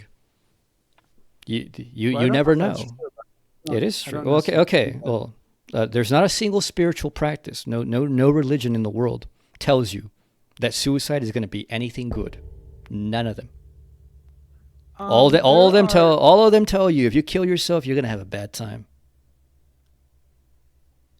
Well, I know that on Buddhism, for example, there are cases where monks will. So, for example, as a kind of protest of the Vietnam Yeah, War, that's not a suicide. Well, is it taking of one's life? Well, that's the same thing as a hunger strike. That's the same thing as going to war. You're doing it for a higher principle. The person who commits suicide does it because I am suffering right now. I am making a point for my own self to cease suffering. It has nothing to do with other people. The Buddhists burning themselves for political protest is basically just I'm going to die for this. I'm willing to die for a spiritual principle that's higher than me. This is why something like that is still admirable and honorable under those spiritual doctrines, because you're not committing suicide. You're basically engaging in spiritual war, and you went all the way. But suicide could also be like that. I could very easily, at some point, determine, if I have some health condition, that my continuing to live is a drain and a burden on the people around me. And I don't want to put that imposition on other people. So I could theoretically... Did you ask those people? well, this is in the future. I mean, yeah, in the future. So in this under this hypothetical, I would ask them. I would have that conversation. And so they will tell you that they hate you enough that they don't want to take care of you. And I mean, I would say that you're not doing that for any virtuous purpose. Like, that's just shitty. No, I think that can be a real situation. I mean, like I wouldn't want to. So say it's like my wife and kids or something, and like we can either pay for some extremely expensive medical procedure that's going to bankrupt the family, and yeah, I'll survive for another 5 years or something, or we could pay for the kids' college education or something. And do you think your kids would agree to fucking killing you? You have some shitty ass kids if they do that. I have no idea. Yeah, I don't actually have any kids. This is Well, no, I'm hypothetical. just saying, yeah, in that hypothetical, like, does it seem to you that this is a sane, happy, healthy family that you're talking about? Or is this just a fucked up family of It people is. who see It are is, because desperate? what I'm talking about is a family who's willing to have that conversation. Yeah, well, what Right. family do you think is rationally going to actually conclude, being human beings, not being fucking calculators, being human beings that have a healthy family, they love you, and they're going to conclude, well, we could all go to college in exchange for dad's life. Now, I don't know any family that's functional that will do that. That will say, yeah, I'm going to trade in, college for my dad's life. Almost any, well, basically any functional family that's actually a good family will tell you, fuck college. I'll rather keep you here for 5 more years and go into debt. I don't care. Okay. Well, if you don't think that that's a justifiable thing, then I could just change it so that it becomes justifiable. Like, say it's just it's going to have some material impact on their financial prosperity and well-being, and is going to align with some values that you do care about, because you care about being. So, like, if there's some sufficient thing on your view where it's sufficiently aligned with the interests of being, I mean, I think there is some situation that you would agree with. No. That it is in the interest of being at large for me to, rather than just spend down my life savings, have it go to something else. Not in that scenario. Now, you can make the decision and say, look, say you win the lottery, but you're still a depressed person and you're like, I'm not going to do anything with this. And for some reason or another, you stuck with the money, you couldn't give it to a foundation before, you fucked off and whatever. Now, you can make the judgment on your own. Like, look, I just can't stand it anymore. Whatever, for whatever reason, psychological, material, doesn't matter. You're still making a judgment based on a future projection that your unhappiness will continue and that there's nothing positive that could come into your life that will make it worth it. That is all based on a false assumption that you could know the full consequences of reality, which nobody does. The utilitarian calculus just cannot be done. So that can't be the reason. And there can't be a categorical reason, because every time you feel like you fall hard in your life and you're suffering and you suffer greatly and you feel it's not worth it, is not justification for killing yourself. Everybody knows that that happens This multiple situation- times through your life. I'm not talking about, this is a different situation. The earlier one I was talking about individual suffering. This one, there doesn't even have to be any individual suffering. I might enjoy my life and I might be happy, and I'm not actually. I would love to have those extra 5 years or something like that, but I don't want to have those extra 5 years at great expense to the well-being of the people I care about or something. So, on that position, that's not me being selfish. That would be me doing something that I think is more aligned with the interests of being. Sure. So, I mean, something like that would be kind of like the Buddhist self-sacrifice thing, right? Which it does not count as suicide to me. That's like, that's like you turning yourself in. Like, there's somebody says like, I'm going to kill your whole family. I'm just going to kill just you. Well, the right thing to do is kill me. It's like, say, fine, just set my wife, my children free. I will sacrifice myself. That's not suicide.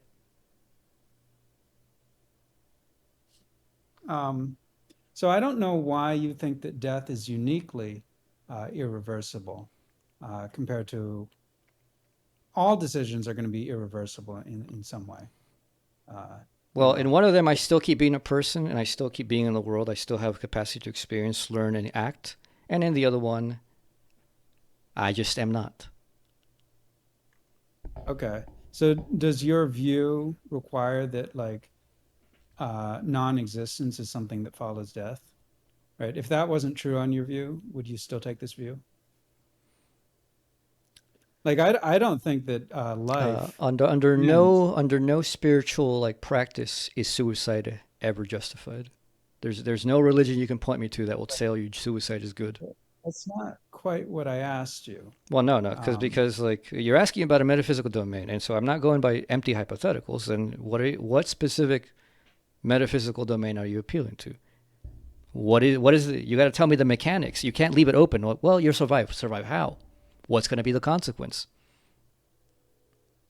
Well, my view is that just consciousness is uncreated and undestroyed and eternal.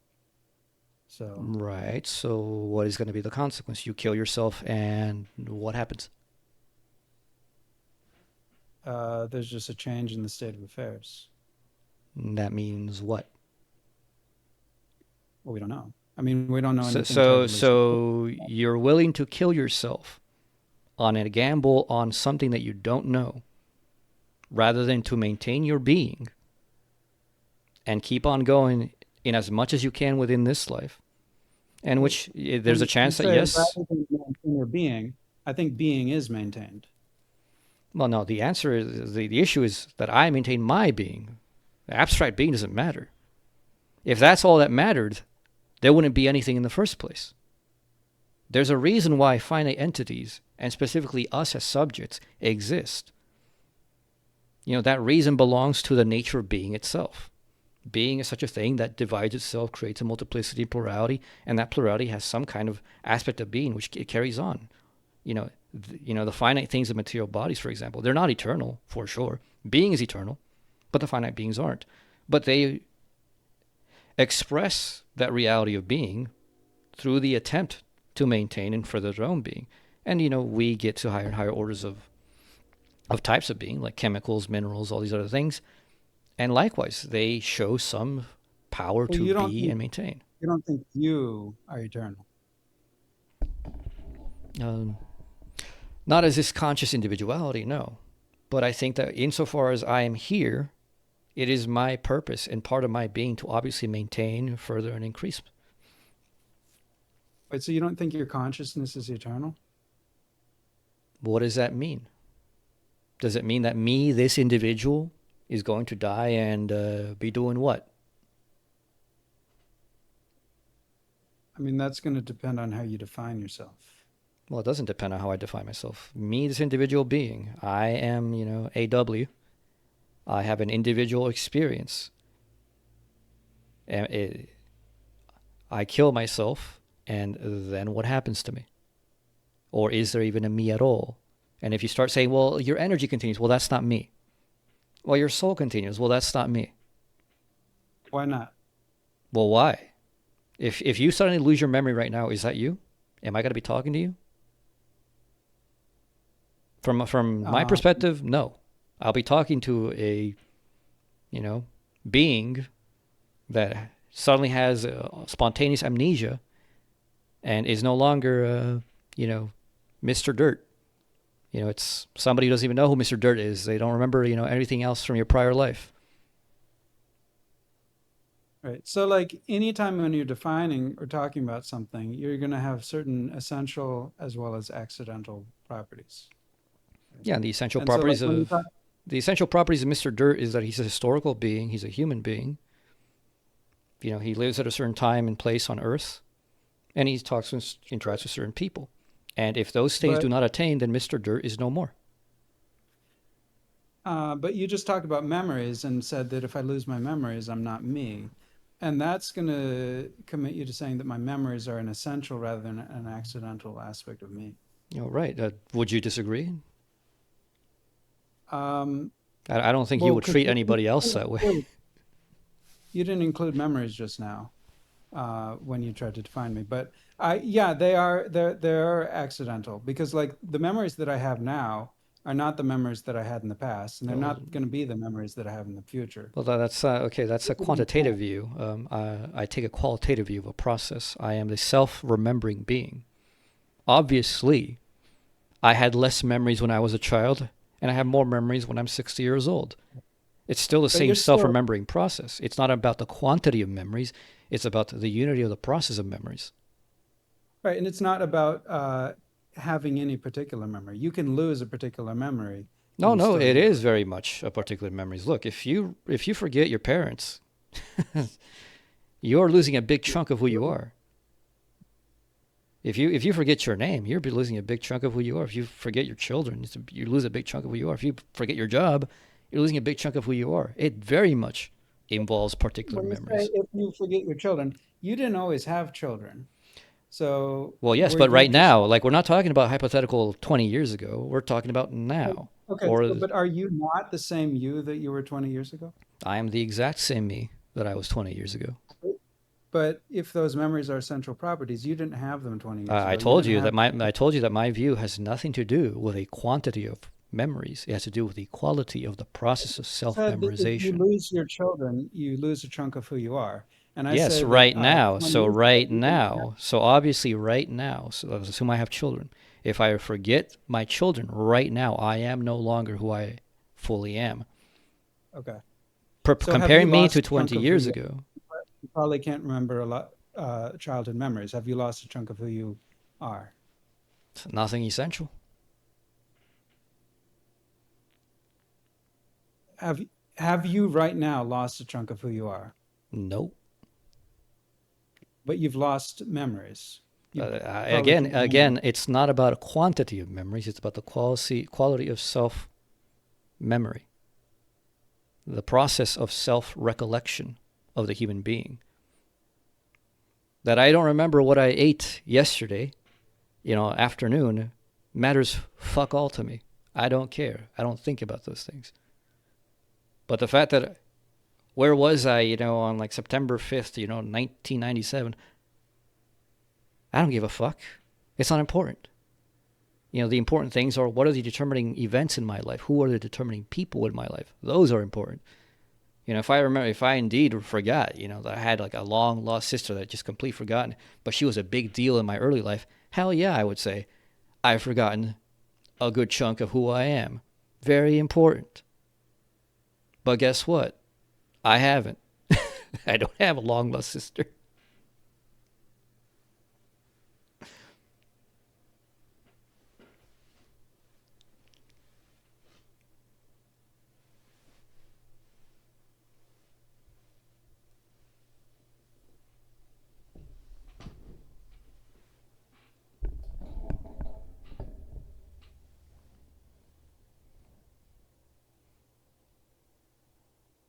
Like, I just don't see why people have this weird idea that there's some abstract self. You're not some abstract self. You are a historical person. You're here and now. You are a human being. To go like, oh, well, but I survive as the abstract mind, the I am. Well, right now you are I am dirt. You're not just I am. And when you go back to I am and you forget I am dirt, well, I am dirt is dead. And and when I am dirt existed for the purposes of I am dirt. I am dirt had a point in this world. There are things they wanted to do. There are things they wanted to accomplish. There are people who they affected. There are things that they engaged in, hobbies, activities, things they created, things they destroyed. That's who I am dirt was. And when people ask later on, who was I am dirt? What they're going to remember is exactly those things. And that is who I am dirt was. And I am dirt is not just a collection. He was the kind of person who did those things, such that nobody could understand who I am dirt is without understanding that I am dirt was, somebody who was, thoughtful, somebody who was, perhaps kind, somebody who was a family-oriented person, maybe they were selfish, maybe they were money-oriented, whatever. And, we understand then how all those experiences in their life come together under the unity of a personality, because that's who we really are. To say like, oh, really, I'm just some abstract substance, the I am, and, all these things are just accidents. Well, then if you really believe that, you'd have killed yourself. you'd be doing nothing. Or at the very least, if you didn't kill yourself, you'd be like spazzing out, meditating all day, like yogis in India. Just being like, I am I'm going into some deep meditation and forgetting about myself, and like just spazzing out and pure consciousness bliss.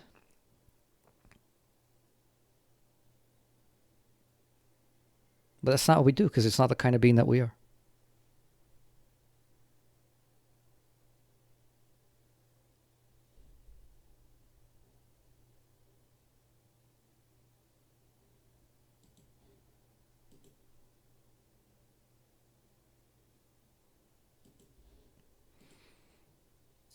Do you think that any claim about definition of self is going to be a truth claim? Or do you think it's just a definition? First of all, do you think definitions are even truth claims to begin with? Well, when I assume that the purpose of communication is we share a world and we want to talk about something in that shared world that we can agree upon or discuss. And even if there are differences, we think that there is some kind of unity, even negatively, to be understood about those differences. So yes, it would be a truth claim necessarily. Because if it's just an opinion.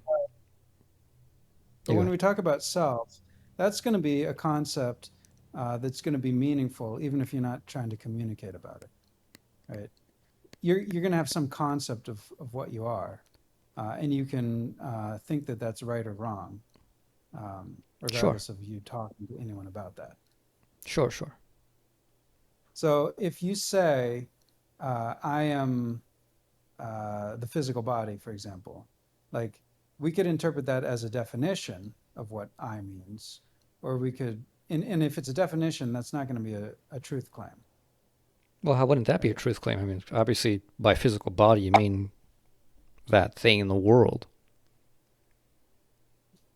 Well, under like a concept of definitions, you're either going to think of them as something that is not a truth claim. It's just a label. It's a purely nominal way of referring to something.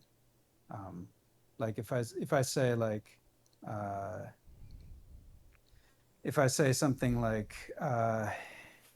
hot is anything more than 90 degrees or something, I'm just defining what hot is. That's just a definition. It's not an actual proposition. So like sure it is. Sure it is. What do you mean? Like if you tell me hot is anything above 90 degrees, okay, fine. Is that true? Because it's purely a definition, it wouldn't be something that's true or false. So then why would I care what that person says? Why would you care? Well, because you need definitions in order to have language. No, I don't. I mean, language is to convey truth. If you're not conveying truth, then language has no purpose.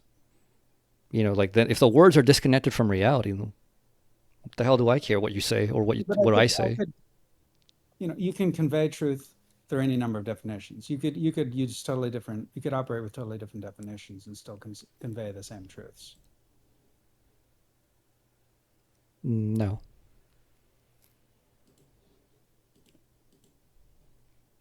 Because when we talk about truth, we're talking about a shared reality.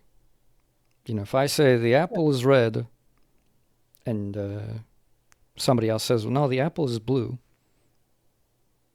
The question is, what are we talking about? Shared. We need them to be shared. Right. So the issue is, what are we talking about? And if we're not talking about anything, because, the words themselves don't mean anything, they're not semantic, what are we talking about?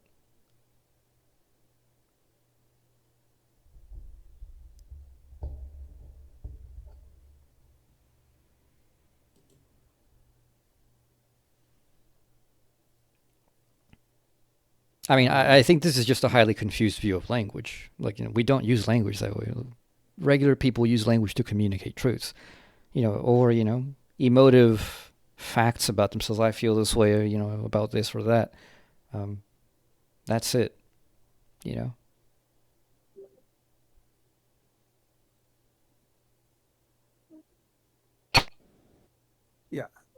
So some people take murder to mean killing. Some people take it to mean unjustified killing only. Now, whether you use one definition or another, there's nothing in reality that can settle that. There's just conventional usage that can settle it. Right. And the way you settle that is stop having opinions. You wanna deal with reality, then let's look at reality. It's that simple. Like let's stop going like, well, if you say like I define a tomato as, and you define it in a way that, you're describing a car, and then somebody says, well, no, a tomato is, the plant that we all call tomatoes. Suppose that 99% of people agree with a person who's defining it as a plant, and the other 1% agrees with the person who's defining it as a fucking car. Well, the 1% can fuck right off, because language is not a private affair. If you're being obtuse on purpose and you are consigning yourself to miscommunication, that's your problem. That's not a language problem. That's not a definitional problem. That's just a person being stupid and obstinate. Right. But as long as you're using definitions in a way that are consistent with the way that your community uses them, then there's no problem. Yeah, at least for like general communication. There's still a problem of like, well, are they even talking about a real thing? Like, for example, with free will. Everybody just talks about free will like they know what the hell these things mean, as if they have a sensible concept of anything, as if like what they're saying is even meaningful. The fact is, the whole discourse on that subject is almost entirely meaningless.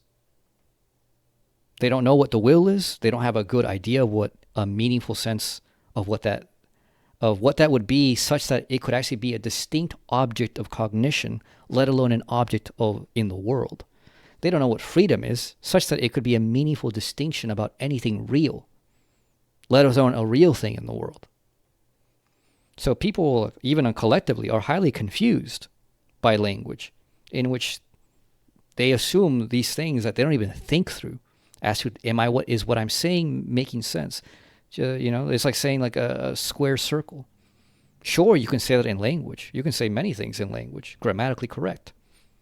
But they are actually nonsensical. And that's a lot of the discourse that happens on many people who speak about God, for example, have a completely nonsensical idea about what God is.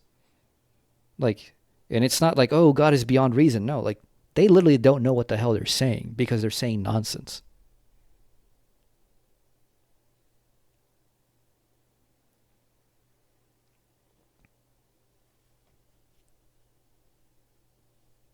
So when it comes to definitions of self,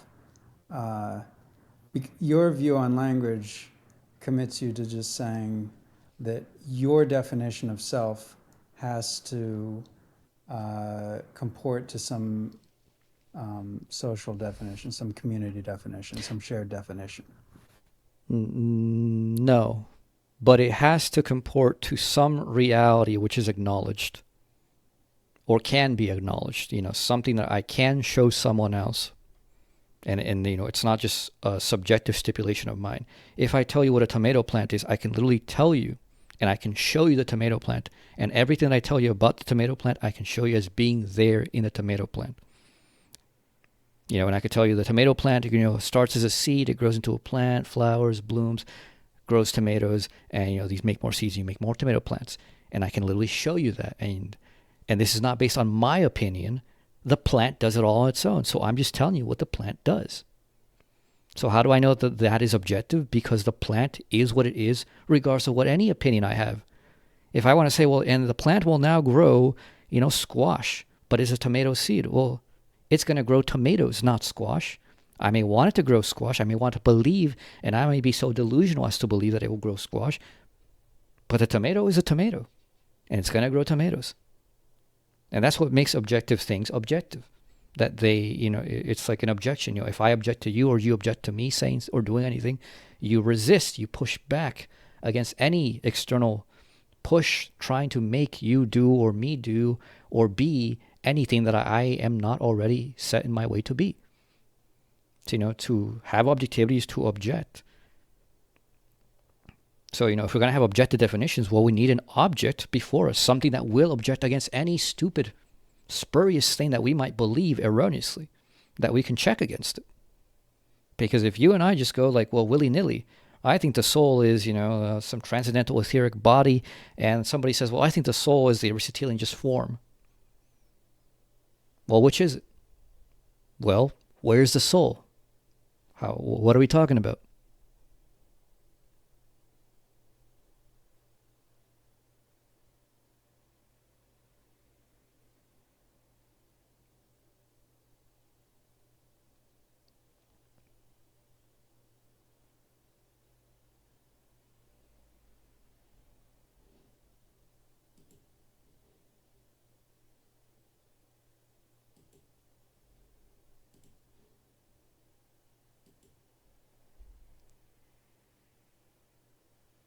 Well, my account of soul is that it will be whatever is permanent and unchangeable about you.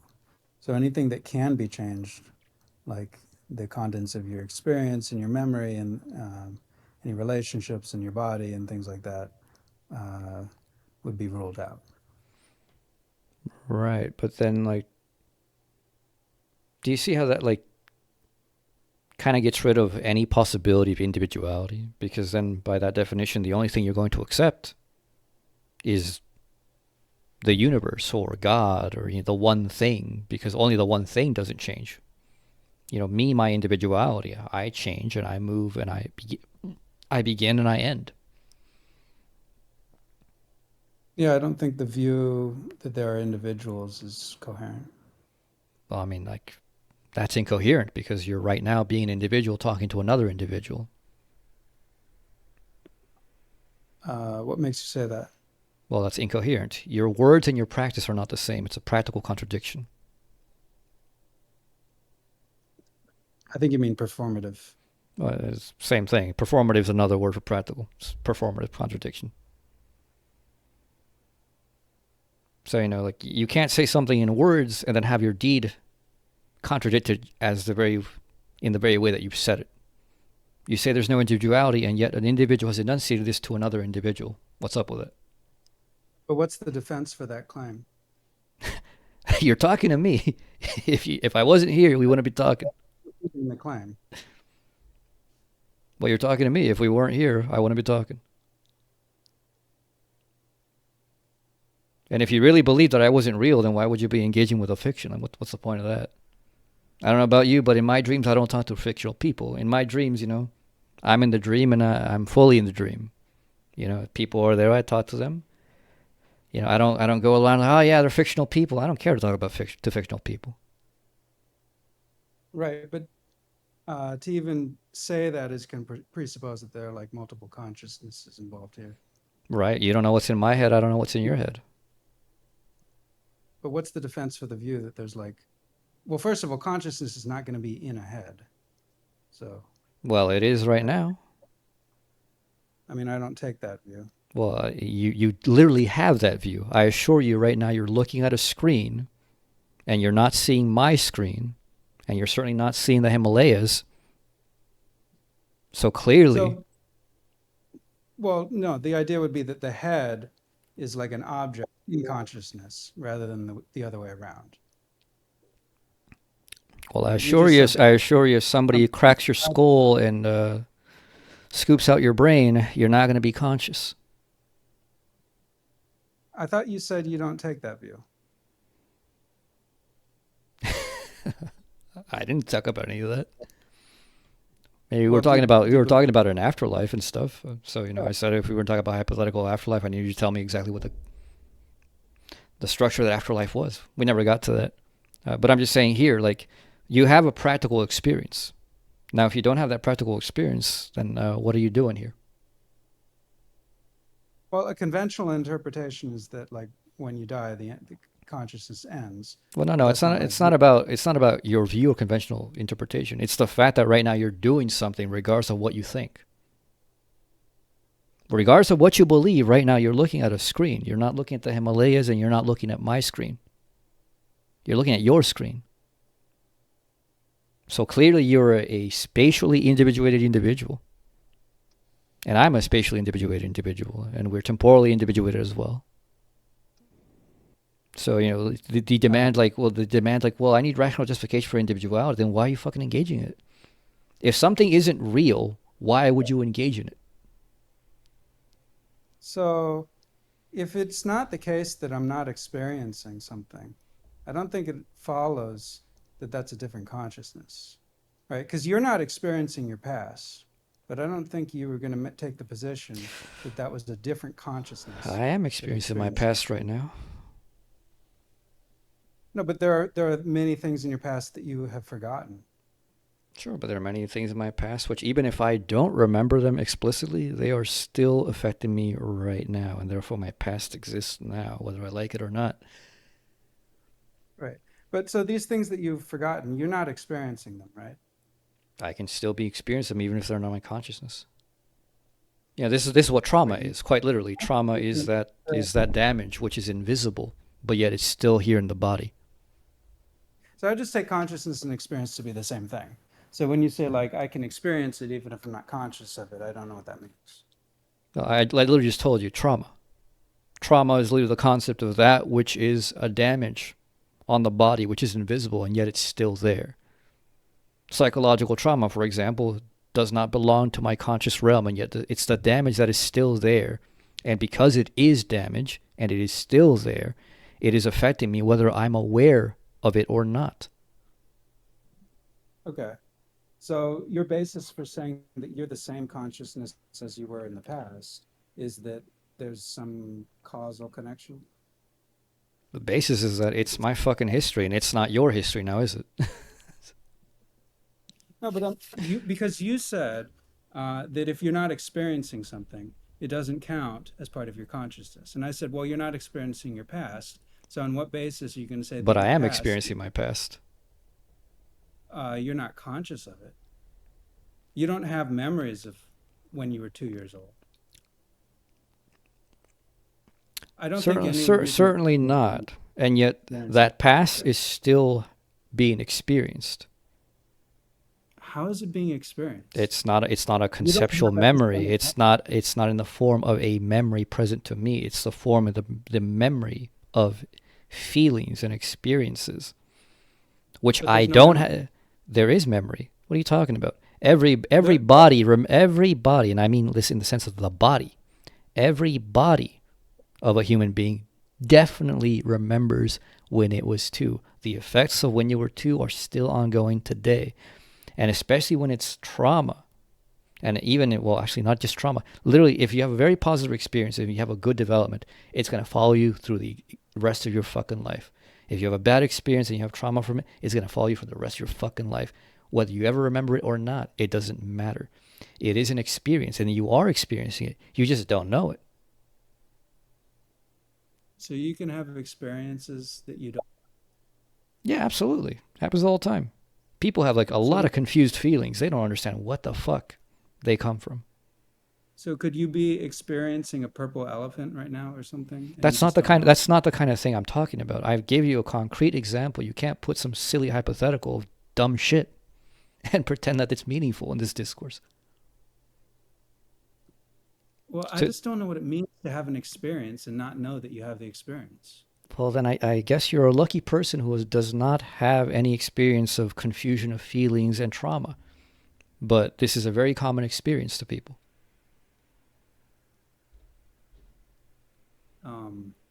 Yeah, I just take experience to something we have direct epistemic access to. Well, to me, experience is more general than like what I conceptually understand. I don't have to understand anything to experience things.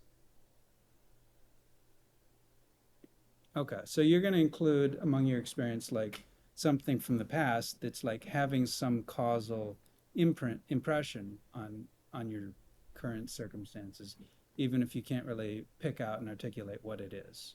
Yeah, you're classifying that as experience. Yep. Right. Okay. And I would say this is the common use of that word. Okay. So you take me to be something that is not you, but I'm satisfying that definition that you just put forward, because I'm having some sort of causal impression on you right now in this conversation.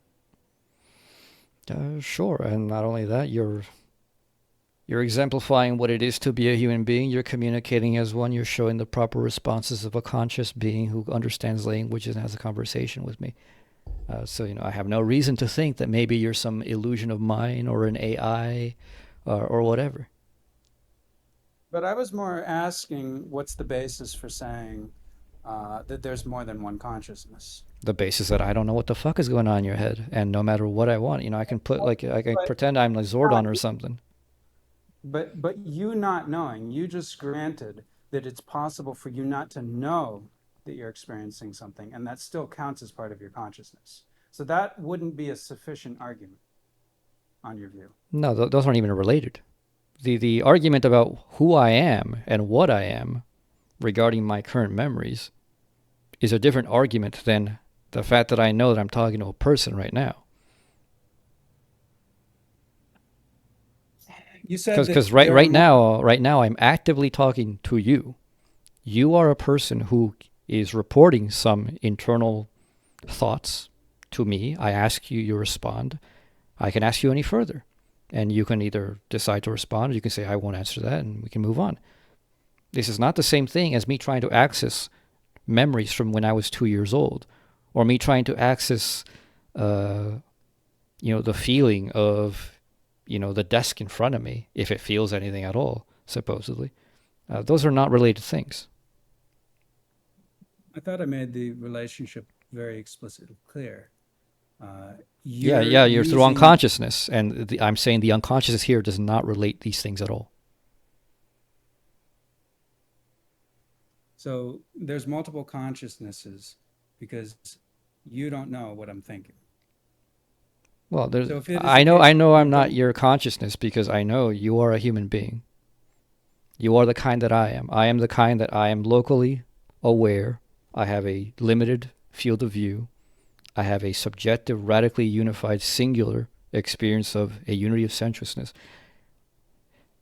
I'm not an asocial or antisocial or psychopathic moron who doubts the reality of other beings who are like me and thinks that I'm the only real one. And so, since you are like being, and I grew myself, out of my own biological impulses or whatever you might want to call it, spiritual whatever, and you were grown out of some biological impulse and development or whatever. And so like recognizes like.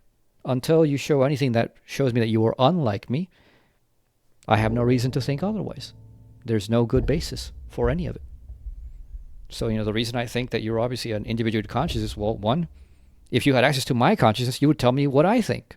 You would tell me what I feel. You would tell me what I'm looking at right now, or touching, or whatever. So you don't do that with me, and I don't do that with you. Therefore, obviously, we are not the same consciousness.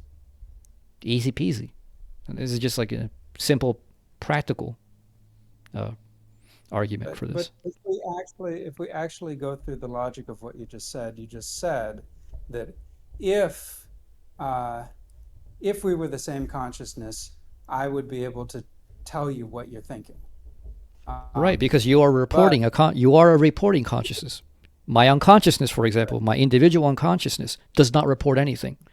If my individual unconsciousness appeared to me as a person and would report to me things, then we would have a relationship just like you and me. And my unconsciousness would be another person.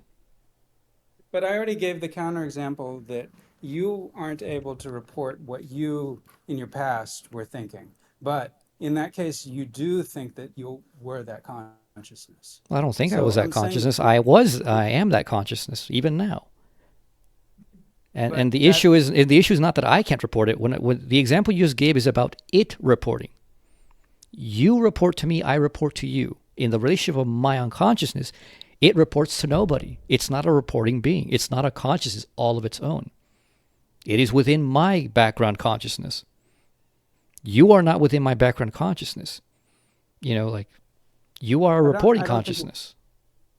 I think I don't know where else to go from here. I think I explained the structure of the logic like several times. I Well, don't know. so have I, and I suppose we're just talking past each other, which is yet again proof proof that we are clearly not the same consciousness. All right, could be. All right. Anyway, I'm gonna call it a night, but I appreciate. All right, man. Yeah, good discussion. See you around.